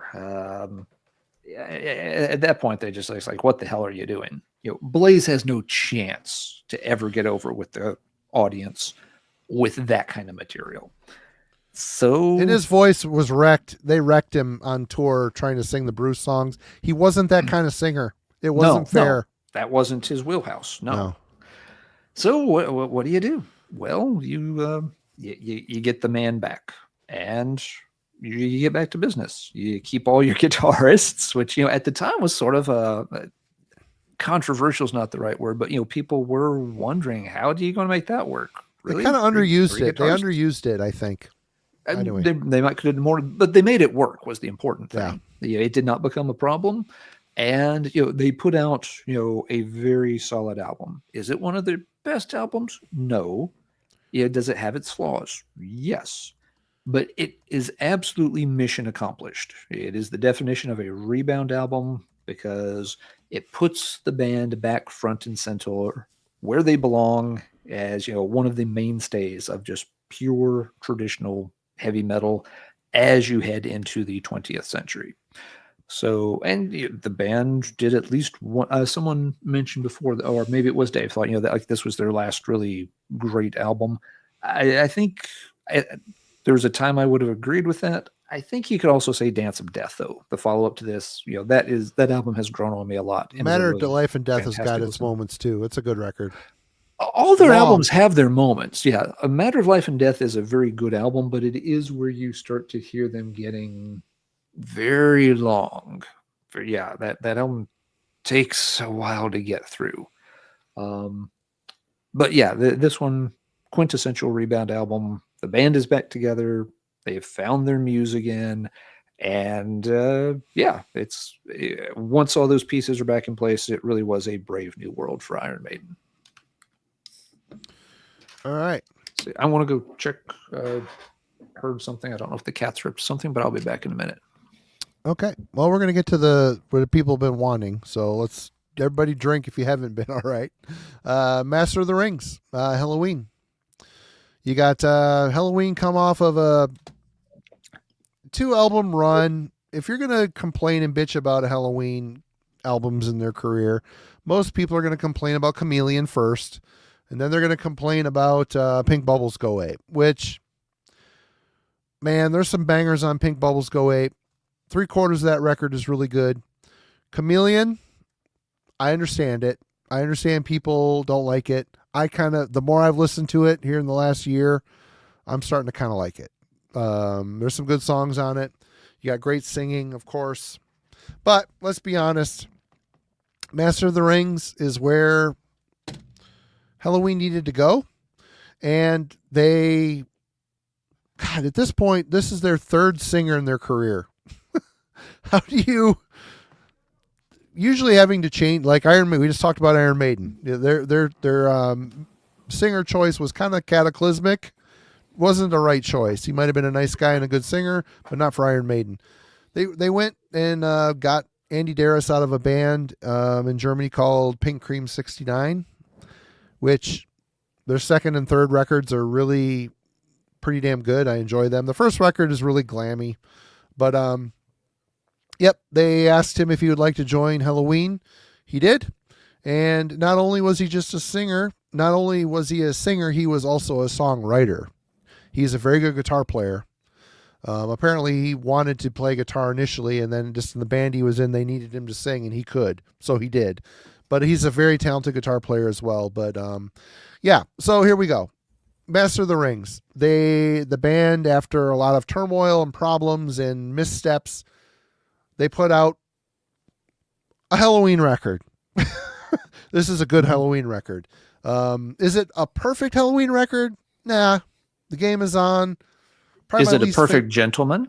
It's that as silly and stupid as that song is, it's still endlessly catchy and a classic. It's so good. But you got songs like Why, that's my favorite song on this album. Soul Survivor, Where the Ring Grows. Take Me Home's a great song. Still We Go. What a great closer. It's just, they picked a singer that he struggled to sing the Kiska stuff. He had to kind of teach himself how to sing it. He can do it now, surprisingly, really well. And he complements Kiska very well live. And even on their last album, they feed off of each other very well. But he's a great, great inclusion to the band. And Andy Darris saves Halloween. He really does. His song ideas are good. He worked well with the band. His vocals are unique and within the realm of Halloween, which you want to hear in Halloween.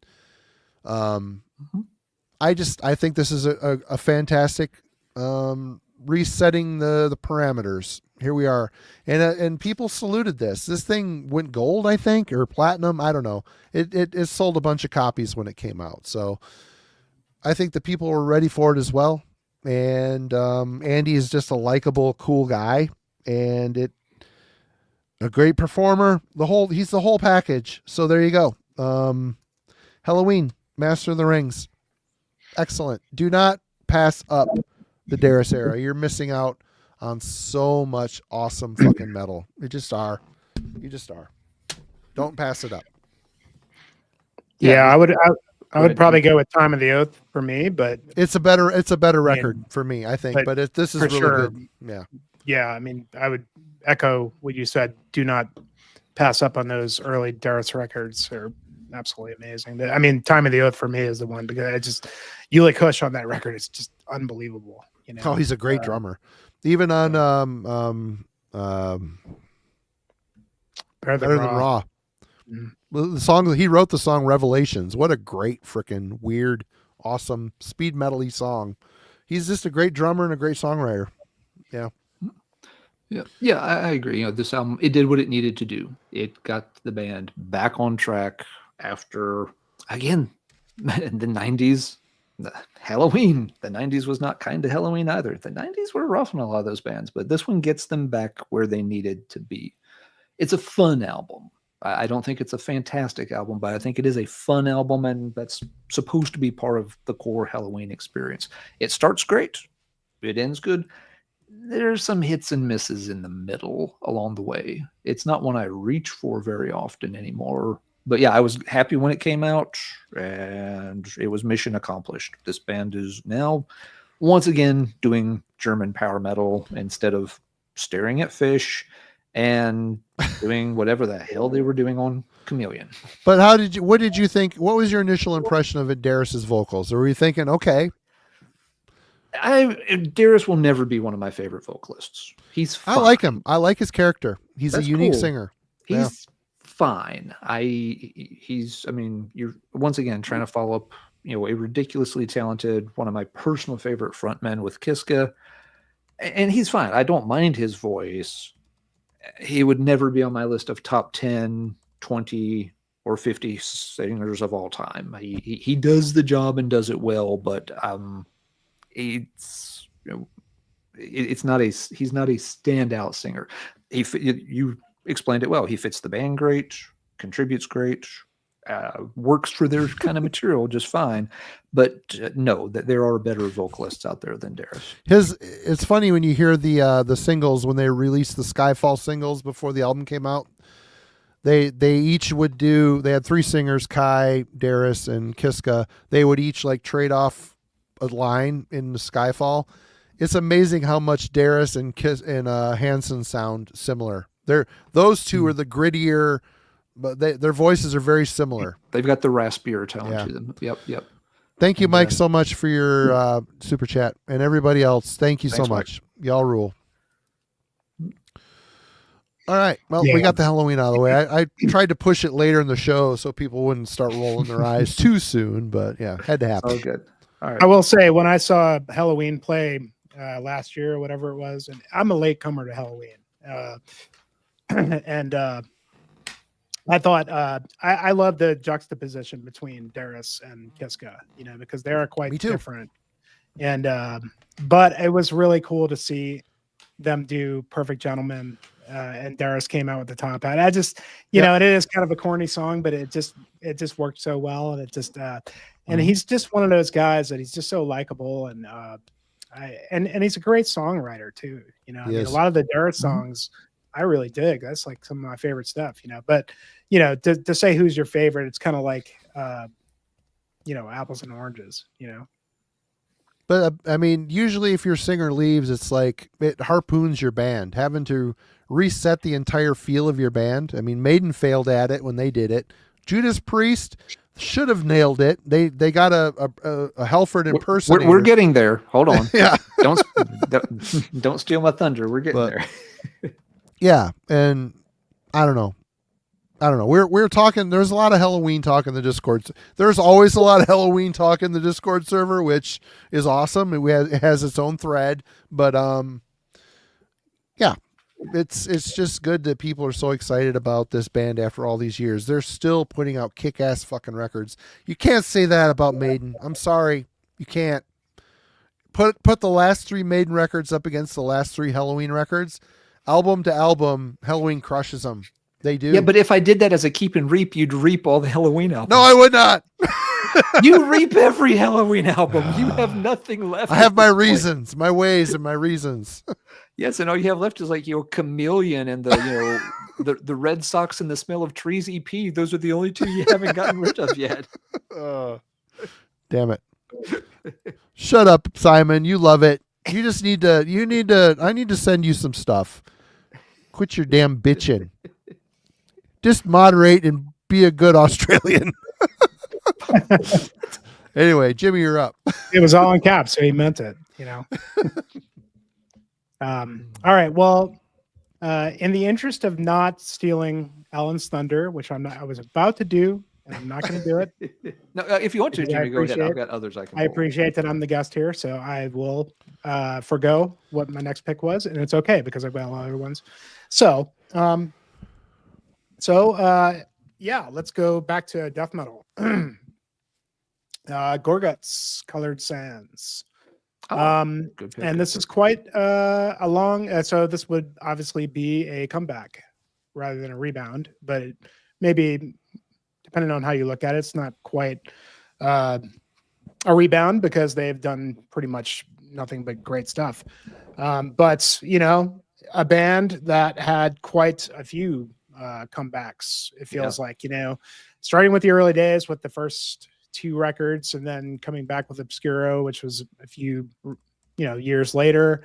I think this is probably the longest time we've had to wait for a Gorguts record because From Wisdom to Hate was obviously, I think it was probably about 8 or 9 years before, so it was kind of like, which was a great record in its own right. So you got Obscura and then you got, which was a fucking, insane record.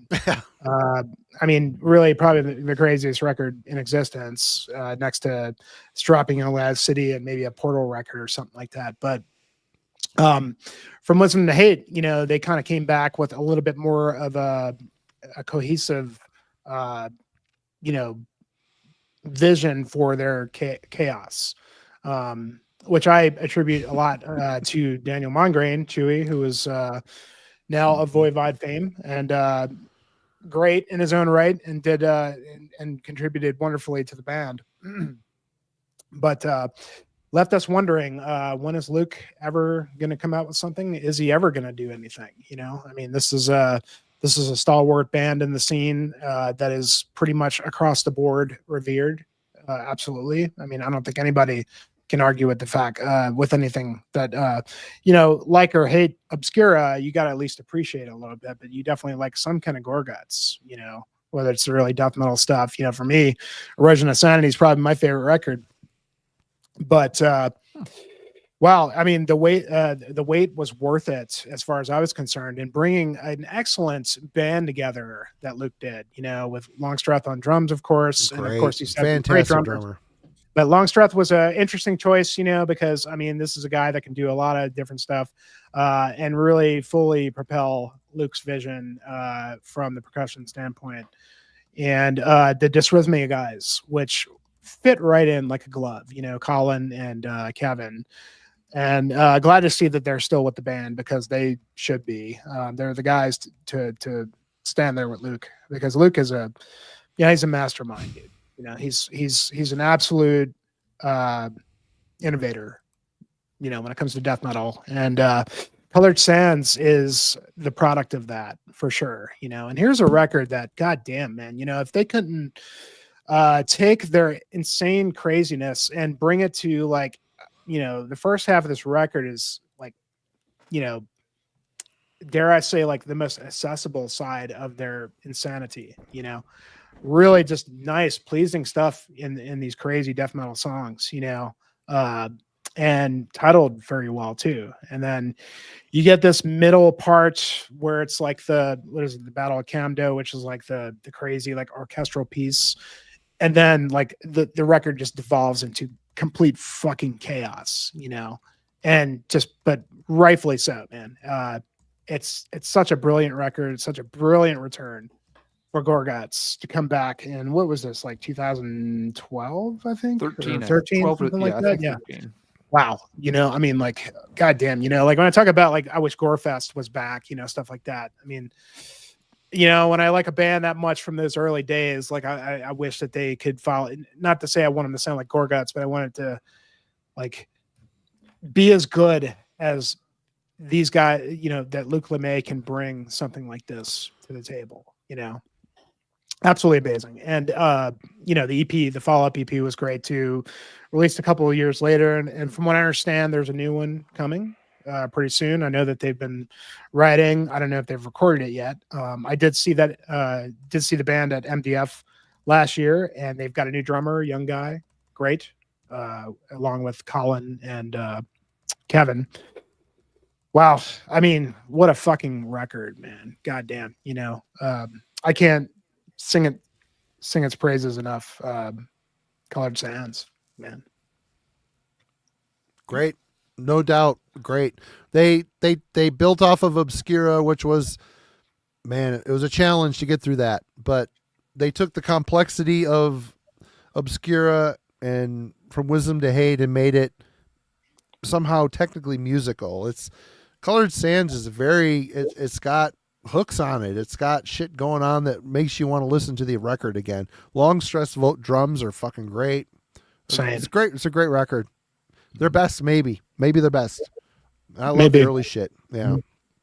Yeah, hard to pick. Yeah, I almost picked Obscura too, just because it was such a change and there was a big gap there. But that one makes perfect sense too. Great pick, Alan. Yep.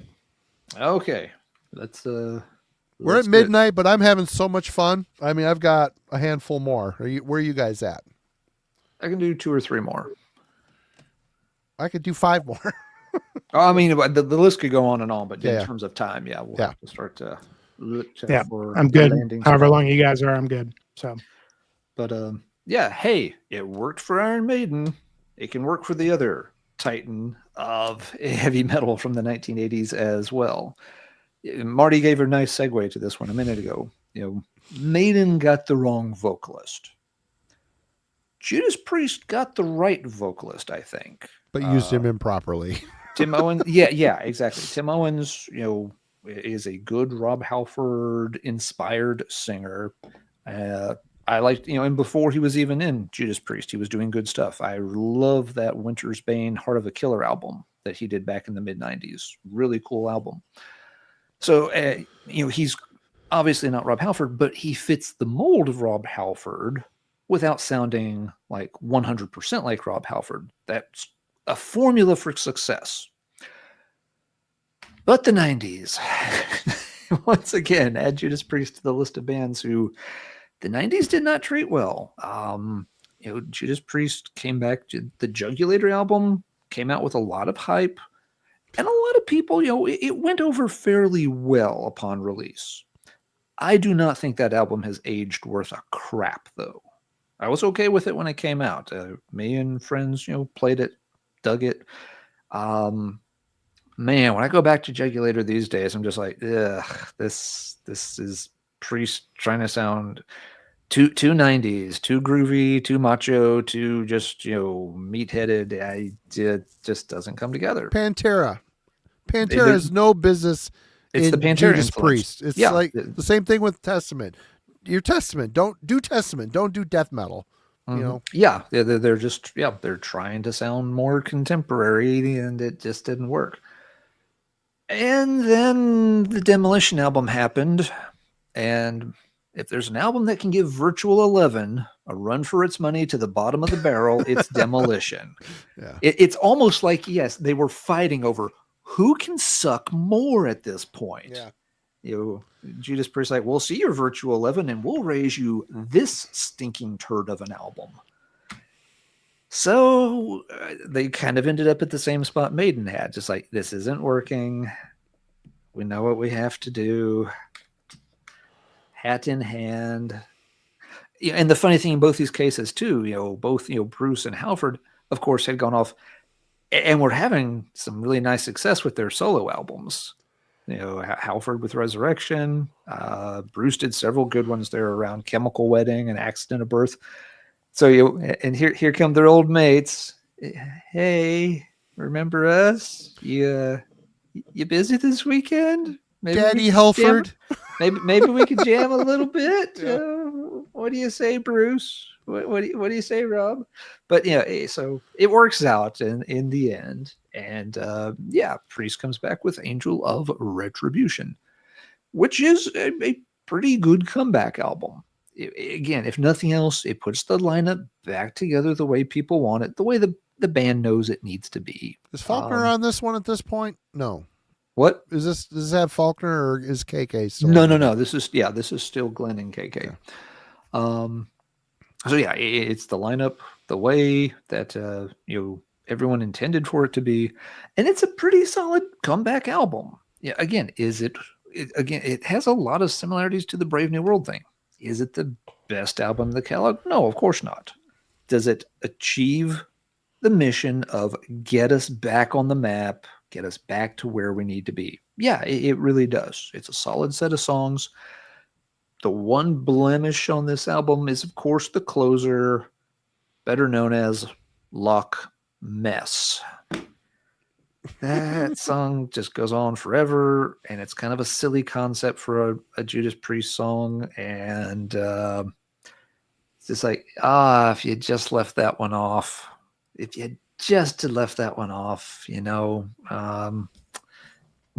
doesn't get there. It does knock the album down a peg. It is that long and that dull and that just kind of face palmy bad. But other than that, it's a solid enough album. Is it one I reach for often? No.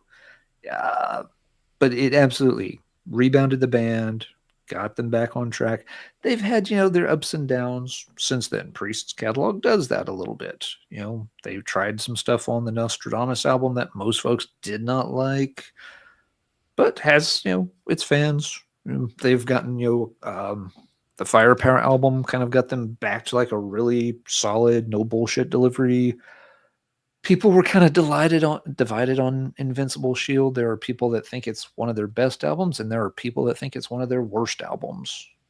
And there are folks that are kind of in between. So, they've kind of been all over the board since then a bit. Which, you can say that, okay, they've been too inconsistent, or they... one gripe about Priest has always been that they try to follow, trends and changes in the scene a little bit too much. It's a fair criticism. They've done that. On the other hand, you've got, again, one of the few bands that can, really be considered contemporary.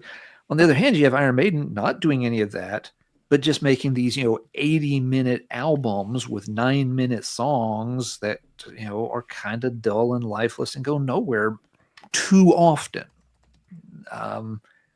Would you rather have Priest keep trying some different things, occasionally hit and occasionally miss? Or do you want Maiden to give you another, triple length, 2 hour and 37 minute long record with 4 songs that all top the 26-minute mark that has a few good tracks here and there in between? Yeah, it's interesting that, they go in different directions, but there you are. They both got back together. They both rebounded, and they've both done fine for themselves since. Good one. Good pick. Had to be on the list for sure. Yep. All right, Marty. Let's do maybe 2 more rounds because it is already after midnight. Okay. Well, this is a huge comeback record, and for a couple reasons. A, the album that came before it sucked really, really bad, and this album, they got the band back together essentially, and that would be All Hell Breaks Loose by Destruction. You got the album before this, The Least Successful Human Cannibal, which was a pox on the Destruction name and catalog. This record, other than the weird Peter Tägtgren production, here in this case, I will agree with Ben. Ben hates his producing skills. On this record, it's really weird, sharp, modern, kind of wonky sounding, but the songs are really, really, really solid. They sound like Destruction again. Schmear's back in the band. They brought their bass player / singer, original singer, back to the band. It's Schmear and Mike, and then a drummer. I don't know. I don't remember who the drummer is on here, but when this came out, I bought it the day it showed up in the shop, and I enjoyed the shit out of it. I'm like, this feels like a Destruction record. The Final Curtain, great. Machinery of Lies. The whole first half of this record really kind of rips. It's got those really technical serpentine mic riffs. It sounds like Destruction. The guitar tone is even weird, due to the Tagrin production, and it makes you think Eternal Devastation in a way, a more modern take on Eternal Devastation, which always sounded like the guitars were recorded on tinfoil to me. But I don't know. I like this record. It's a bit long. There's 12 tracks. It's a lot, and I saw them when they came out, and they were freaking great. They played a bunch of the classics. They sound like Destruction the way it was supposed to be. So this to me is a very solid, good comeback album. Yep, they got agreed. Some that are better here and there, perhaps. This one that Ronnie just shouted out. The one that came after Antichrist is really, really Antichrist. good too. Yeah. Your album they get back in gear. This one, they blow the fucking engine out of it. It's great. That album slays. Yep. So that's it. Jimmy. Good call. All right. I was actually going to go with no human cannonballs were harmed in the making of that last Destruction album. Marty God, showed. what a turd record. Yeah. I was going to go with Painkiller, actually. But, as Alan said very succinctly, Judas Priest has had their ups and downs, and this was certainly a rebound record. Wait a minute. What's the album came before that? Ram It Down? Ram It Down and Turbo. Yeah. Mm-hmm. Ram It Down's not a bad record. Turbo. It's not a bad record. It's not a horrible record. There's some fun an songs uneven on record. I don't think so either. I like those as well, but some people would disagree. But it is quite a turnaround coming. Yeah.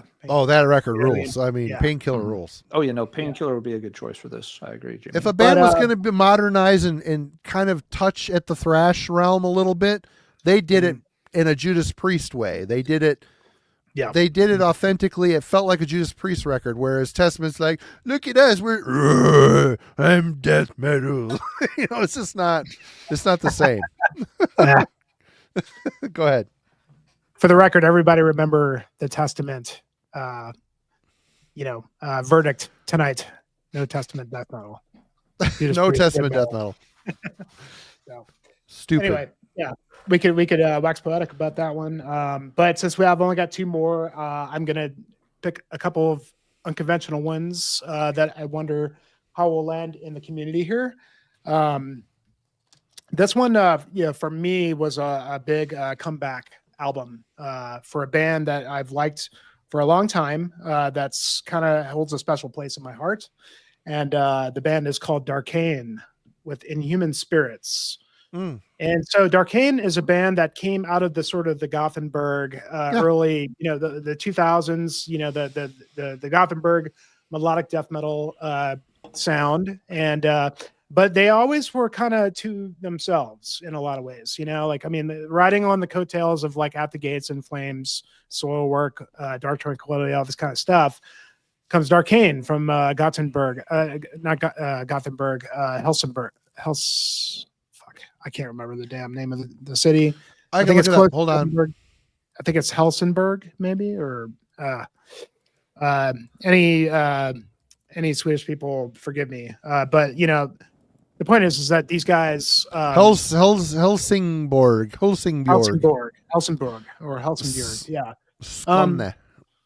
So these guys come out of that era, and they released some really damn good records that I've always kind of like were under the radar. Yeah, David, Rusted Angel, man, that record, the debut, absolutely amazing. And they kind of had a good trajectory for a few years in those early 2000s. They released, quite a few, one every 2 years or whatever. And then they sort of, once that sound kind of went away and In Flames went and started doing their, Nickelback shit, and, Soilwork was kind of doing their thing, and Dark Tranquility kind of stayed in this sort of commercial kind of sound, Arch Enemy, all this kind of stuff. Darkane kind of existed to themselves, and they were, the best way I can explain them is like this sort of hybrid of like melodic death metal, death thrash for sure, like hyperspeed, like death thrash, with like a bit of symphonic elements and definitely some Devin Townsend influence, like strapping influence. Just this big kind of hodgepodge of all this stuff, but very well composed, very accomplished musicians. And, showcasing one of the most underrated drummers, I think, in Peter Wilder. Great drummer. And, so like they kind of people kind of forgot about them, never really paid attention to them much. And it's kind of unfortunate. They went for another 10 years or whatever it was. And then all of a sudden, 2 years ago, they're back with Inhuman Spirits. And back with the original vocalist, Lawrence McCrory, who is a great vocalist, just awesome, versatile guy, could do everything. Death growls, high pitched screams, like that, throaty kind of Chuck Billy, just melodic kind of style, and just kind of everything in between. And always kind of the charm for the band is that they can kind of just weave in all this kind of stuff. This is heavily produced, heavily just really sharp,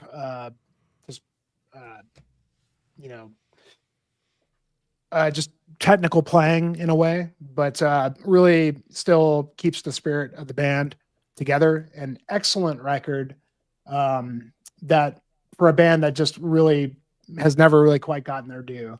And I'm glad they're back. And unfortunately, they've moved on to a new vocalist, and we'll see what happens from there. But if any of those things that is it Ripper Owens?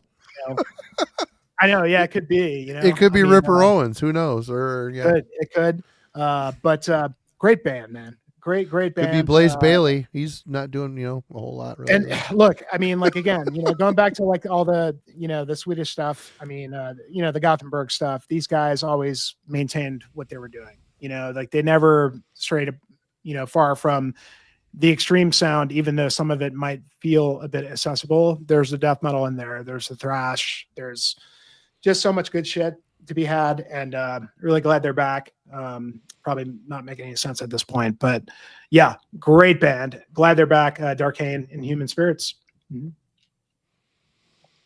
All right, Alan. All right.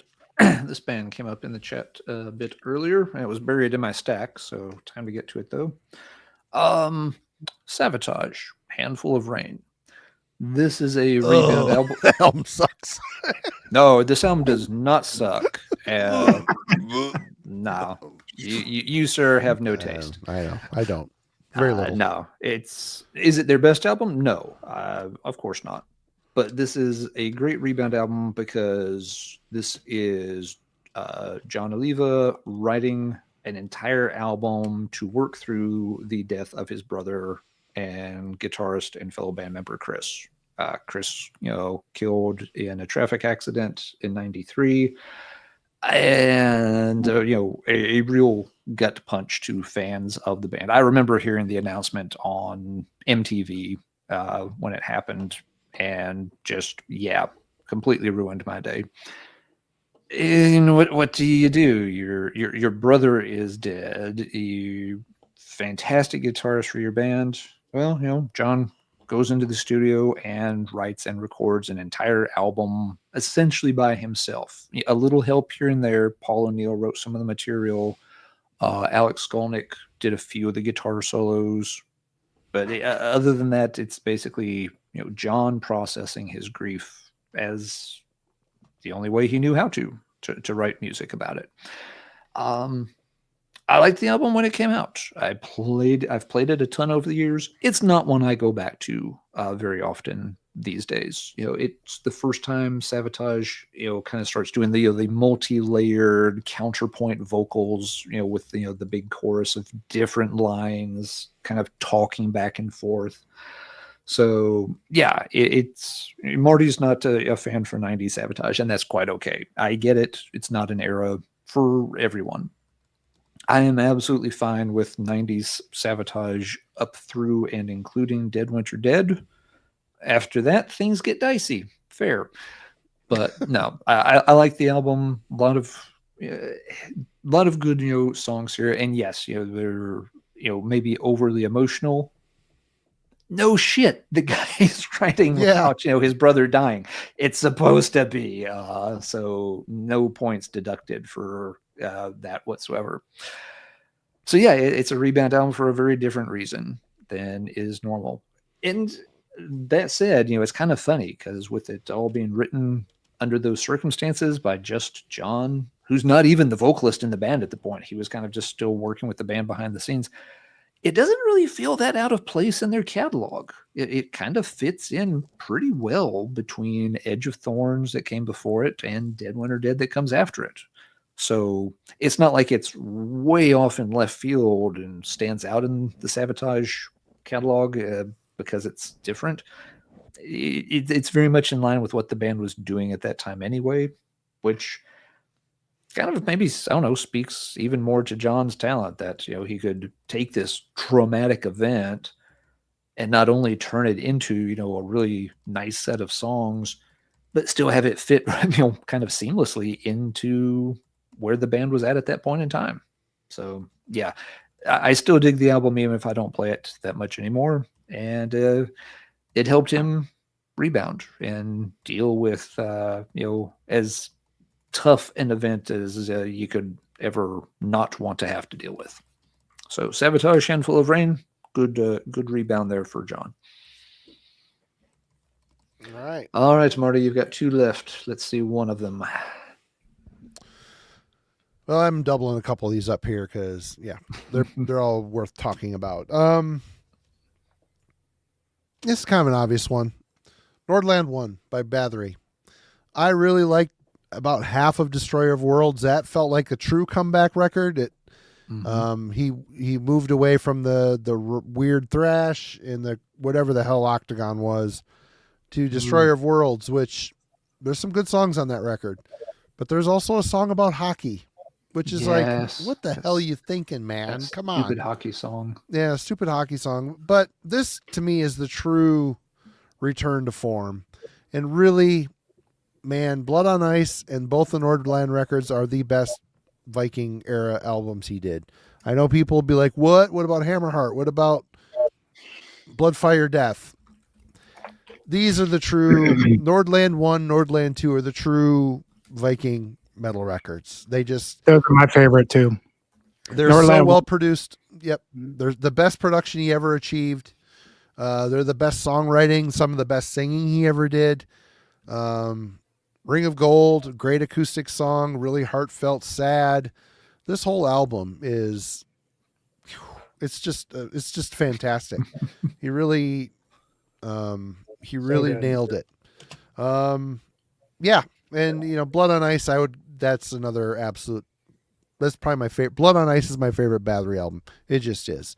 Nordland records are a damn close second and third. And another band that, again, we're talking about a lot of the legacy bands here because they had a long career and they screwed up a lot.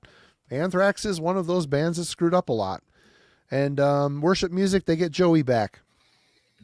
They had a thing that came out before this. Joey doing a bunch of, I don't know, was it covers or old songs? I don't know, but I don't have that. I don't care. But this Worship Music record, it kind of rights the wrongs of the John Bush era. This is like, okay, we're Anthrax. We got Joey back. And these songs are really well written. They are. They're just really good. The whole album, Earth on Hell, The Devil You Know, Fight Till You Can't, I'm Alive, In the End is a fantastic song. Joey just really jumps back into his role and feeds on the emotion that Scott and Charlie are laying down on these songs. There's a lot of emotional songs on here. It still sounds like Anthrax. It's still thrashy with a good, bright production. And this and the For All Kings, the album after, is also really freaking good. I was shocked how much I loved these 2 records. I didn't expect to come back in and like them so much, and they're really good. Hi, Mrs. Belladonna. Can Joey come back out and play, please? Yeah, exactly. It's the same thing. Kind of thing. But they quit fucking around trying to be Pantera in 90s and said, okay, let's get back to what made us big. And it was Joey Belladonna. And it was the songs and the style that they were writing in the formative years. And they nailed it. It's modern. It's just, the songs are good. The whole album is good. Again, I was really kind of gobsmacked on how much I enjoyed this and the follow-up record. I'm looking forward to another. I hope it's as good as the 2 that came before it, because is it even thrash though? Basically, kind of. I mean, was State of Euphoria thrash?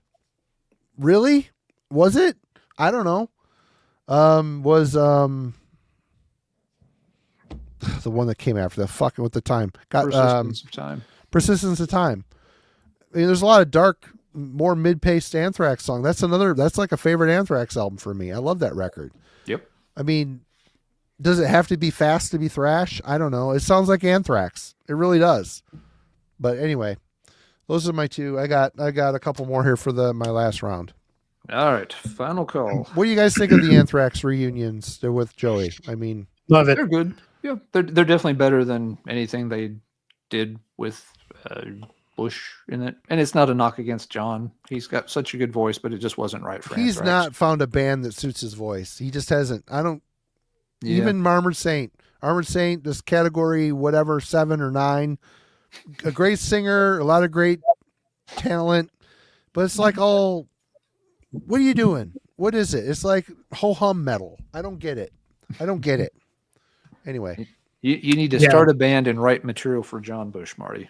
I don't know what that material would be. I've never heard him in a band that kicks ass. Well, see, but you can guide him to it. I doubt it. You can be the Paul O'Neill for John Bush. I can bitch about what everybody else does wrong, but don't know what I'm doing wrong myself. So it's just the way it is. Yeah, For All Kings was great. I loved it. Yeah. Just great songs, good songwriting. I expect the new one to be good. I hope so. Yep. Mm-hmm. All right, Jimmy, what you got? I'll triple up really quick. It should be said that the latest Forbidden was excellent. A mega wave after a long run of a long run. I mean, this was great. Excellent thrash record. Yeah, man, they're recording right now. Crazy that they got Shuey in the band. I'm really excited to see what they're gonna bring. This is a band that I brought up last time, but long time gone. Extol came back with a self-titled record, which was great. Brought it back to what it should be, because the previous record was like this Deftones kind of thing that didn't work, and they brought it back to the thrash and the melodic stuff, and excellent. And then it disappeared again, and now they're gone again. So I don't know. Hopefully they'll come back. Love this band, Extol. And then should absolutely mention Suffocation, because we thought they were gone, Souls to Deny. This was, it wasn't really a long wait from, what was the EP, Despise the Sun. But, the loss of Doug Cerrito was kind of a huge deal. The band, I think they broke up for like a couple of years, and then they came back. With Souls to Deny, they had Mike Smith on drums, which was great. It's not quite the record that I wanted, but it's still really good. There's still some good songs on here, like the title track, Surgery of Impalement, Subconsciously Enslaved, and Tomes of Acrimony. All really good songs, but the follow-up to this, the self-titled, was really the comeback record that we needed from Suffocation. But great band, and another really good comeback. But yeah, those are my triple thrash 3 threat. There you go. I have never heard Distortion or Green by Forbidden. Me neither. They've never turned up. I've never seen them anywhere for sale. Every time I say, fuck, I need to check these albums out, I go to buy them and they're super expensive. I'm like, I don't want to spend this much money for something I might not like. Mm-hmm. I always heard they suck. So, I mean, it was always about the Forbidden Evil and Twisted into Form. Those are the two that I really loved. And, man, this record's fucking great. It's really good. I mean, it's just good songs too, top to bottom. And Russ sounds amazing. They got a new vocalist now. I forgot the name of the guy, but saw him at MDF as well last year. See so many bands at MDF, but they were in top form. Yeah. Chris Contos on drums as well. So, all right, Ellen. All right, so I'll do one quick shout out and then my last one. This is more metal adjacent, but definitely a Rebound, and another one of those cases where you never thought the band would get back together. It was a divisive reunion. A lot of people liked it. Some people really didn't. Misfits, American Psycho. Obviously, Glenn not involved, and for some folks, that was an absolute deal breaker, and I get that. I worship early Misfits material. I did enjoy this era with Graves on vocals, though, too. I know there was, a million things going weird behind the scenes and all of that, but I saw the band multiple times when they were touring for this. They were, generally really fun, and it caught the right spirit of some of that older Misfits material. I always felt like they did quite well considering that Glenn wasn't going to have anything to do with it. So yeah, I can dig that, and even the album after it, Famous Monsters, worked. But this was the one that kind of got Misfits back on the map, where it wasn't just re-releasing a bunch of stuff from their back catalog. And then the last one for the night for me will be Hypocrisy's Fourth Dimension, because here's a case where a band had to change the lineup and change directions pretty noticeably. They changed the lineup on that? I don't think so. Yep, Massey's not in here at this point. No, they're already down to a 3-piece. Oh yeah, Peter starts singing. Yeah. Pete takes I forgot. It's not really a lineup change other than Massey went on to Dark Funeral. Yep. He is out of the band. Pete takes over behind the mic, and it's a for a lot of the songs, it's a slower. I want to say darker, but the first two albums are fairly dark as well. But they're definitely changing their approach on some of the tracks here. I like the earlier stuff a lot too, but the slow songs on here are so crushingly heavy that they get almost into like what we would now consider death doom territory, and they're fantastic at it. And it's something they have slower songs here and there throughout, but even after this album, they pretty quickly move on to Abducted and get more into that melodic death metal style, which obviously they're fantastic at, and it worked out really well for them long term. So it's kind of a transition album in some ways, but it's also sort of a reboot of an album, because you've got you lose a vocalist that was popular. You're changing a style that was pretty popular, but you land on your feet, and it works out. And I do like this album. It's not my favorite Hypocrisy album. Yeah, there are some songs that kind of go in one ear and out the other, but there are others that are just absolute skull crushers in terms of heaviness. So Hypocrisy, good rebound there as you entered the post Massey era. Why they change the logo? Why? There's plenty of room for the old logo on there. Plenty. And it's not like it's so different that they had to change a logo. I don't know. Would the old logo have really fit this kind of material and the Abducted material, though? Yeah. I don't know about that. Oh, could they have kept it? Sure. But I don't know. I mean, granted, this doesn't even count as a logo. This is just your name printed on the cover. Yeah. But I don't know if the old logo would have suited their direction going forward. I think it would have felt a little dated and clunky, kind of like the Death logo needing to be cleaned up over time. I think by the time we get to things like Abducted and the albums after that, the old logo would have looked a little out of place. But maybe a topic for we did logos, didn't we? We did logo changes. We talked about logos. I don't know if we did it. Did we do it? Oh yeah, we did an episode on changing bands that changed their logos. Okay. So, but anyway, that's my last one for the night. So Marty, bring us on home, sir. I can never be happy, Ronnie. I'm a paradox, apparently. You see what I have to work with here, Ronnie? No, actually, Carcass, they went to that stupid font on Heartwork. They ditched that killer logo and they put a font on Heartwork. So no, I'm not down with that. Not down with that. Fonts never work, man. If you have a sick ass logo, keep it. Whatever. All right, I got 3 here. I'm going to roll through. First one is Erd by Borknagar. This is Vortex returning to the band. I was never a fan of the Wintersorg era Borknagar. I struggle with Wintersorg's vocals. I struggle with Wintersorg, the band. I don't know. It's just, I don't know what it was, but, and he's still on this album if I remember right, but he's still on here, but Vortex is back, and you have the track on here, Frostrite, which is, it sounds like it's a Wintersorg song. It sounds like it could have been, it's a Vortex song. It sounds like it could have been off of ICS Vortex's Soul Stormseeker solo album, which I love. Killer record. It's a fantastic song. It's track 7. Every time that song hits, I listen to it 5 times. This is a really great Borknagar record. I was not a huge fan of the 2 before it. Return to Form. Let's talk about Eternus's Heathen.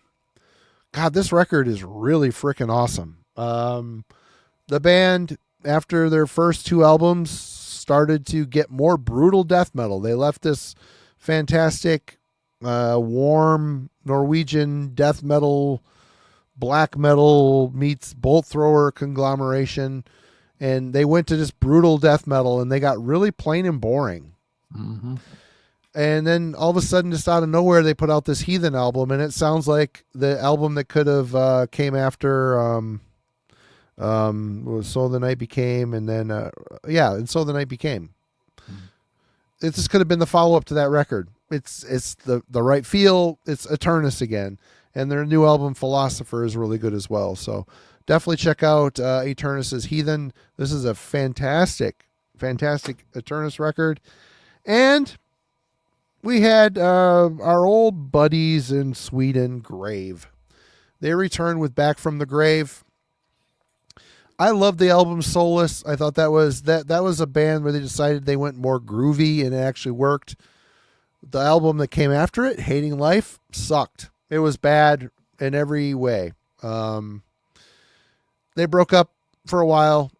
They got back together.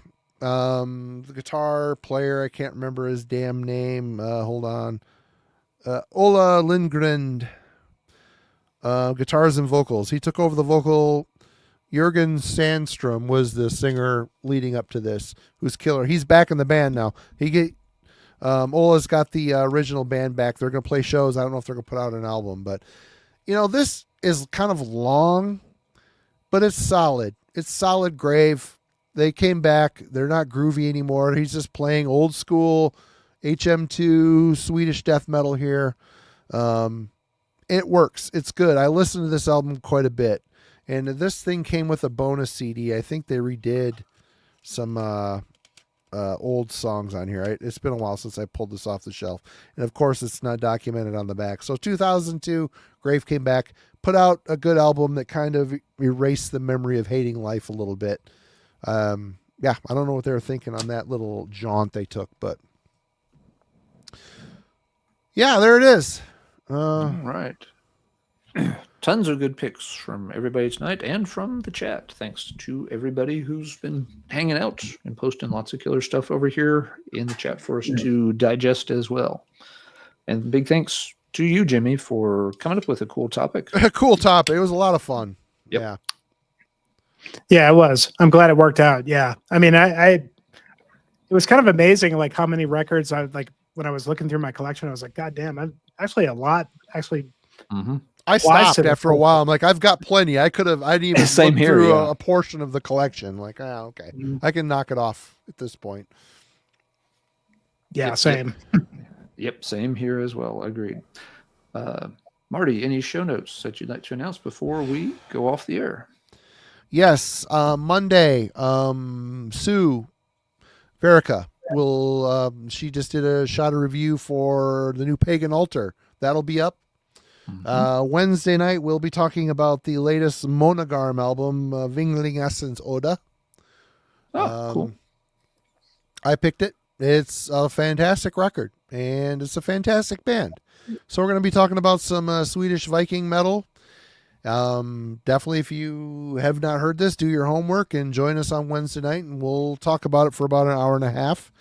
And next Friday, it's myself, Ben, the Brain Smasher, with Austin from Panopticon, and Roga from Roger Kjurvik's channel. And we'll be talking about the Dark Throne catalog in its entirety and ranking the albums. So, yep. Marty, can you throw the Monogarm name into the chat real quick for folks? I have no idea how to spell it, or I'd do it. It looks like Maingarm, but there's like umlauts and shit. It's Monogarm is how you, and it's Vinglingas. It's their latest album. Go on the Metal Archives. I'm not going to type in all this, but it's Ynglingasens Odin. And my dog is whining for some reason. What's the matter, baby? But yeah, Jimmy, what do you got coming up? What do you got coming up on the channel? Like I said, you know, at the beginning of the stream, stay tuned. I really appreciate you guys for supporting me and bringing me on. This is always a lot of fun. And, we love having you, man. You're great. Yeah, we love you. It's really awesome. And man, I love your community. I mean, the Discord has been going great. And just, yeah, as always, I mean, it's just absolutely amazing. I've got, I promise my videos coming. Hopefully next time I come on, I've got something big to promote. So, and I'm excited for it. When you have something to promote, hit us up and we'll get you on sooner than later. Don't wait for us to ask. For sure. Hit us up. Well, we're always looking for people.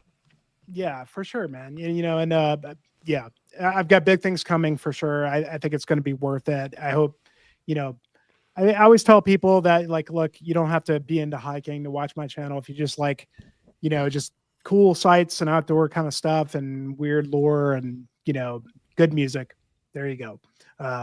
Come check it out. I put a lot of work into it, and it's always a lot of fun too. So I hope, you know, people get something out of it like you guys did, and I appreciate that. And you guys rule, man, as always. Thank you so much. Oh, you rule too. We really appreciate having you on. Always fun. Absolutely. Alan, what's coming up on Let's Talk Metal on Tuesday? Let's see. This week, I am going to review a 600-page book about the LA death rock scene. Oh, that one. Okay. Cool. Yes. We're doing the review on Phantoms. So that'll be this Tuesday. And next Tuesday is also already in the can. It is a response to Celtic Frosty's third video. He had a question for the metal community on YouTube. And I thought it was a really good one. I'm not going to spoil what it is. If you want to see, you got to go over to Frosty's channel and watch video number 3. He did a good job with his answer, and he's asked for others to post a reply. There's some good replies in the comments on Frosty's video, so make sure you read those. Leave a reply yourself. And then, so it'll be a week from Tuesday on Let's Talk Metal. I'll have my reply in video form for Frosty as well. Right on. Okay. So there you go. You have it. You have all the notes. And we appreciate you, Heavy Metallurgy community. We really, really do. Indeed. Hey, do us a favor. Go check out our reviews.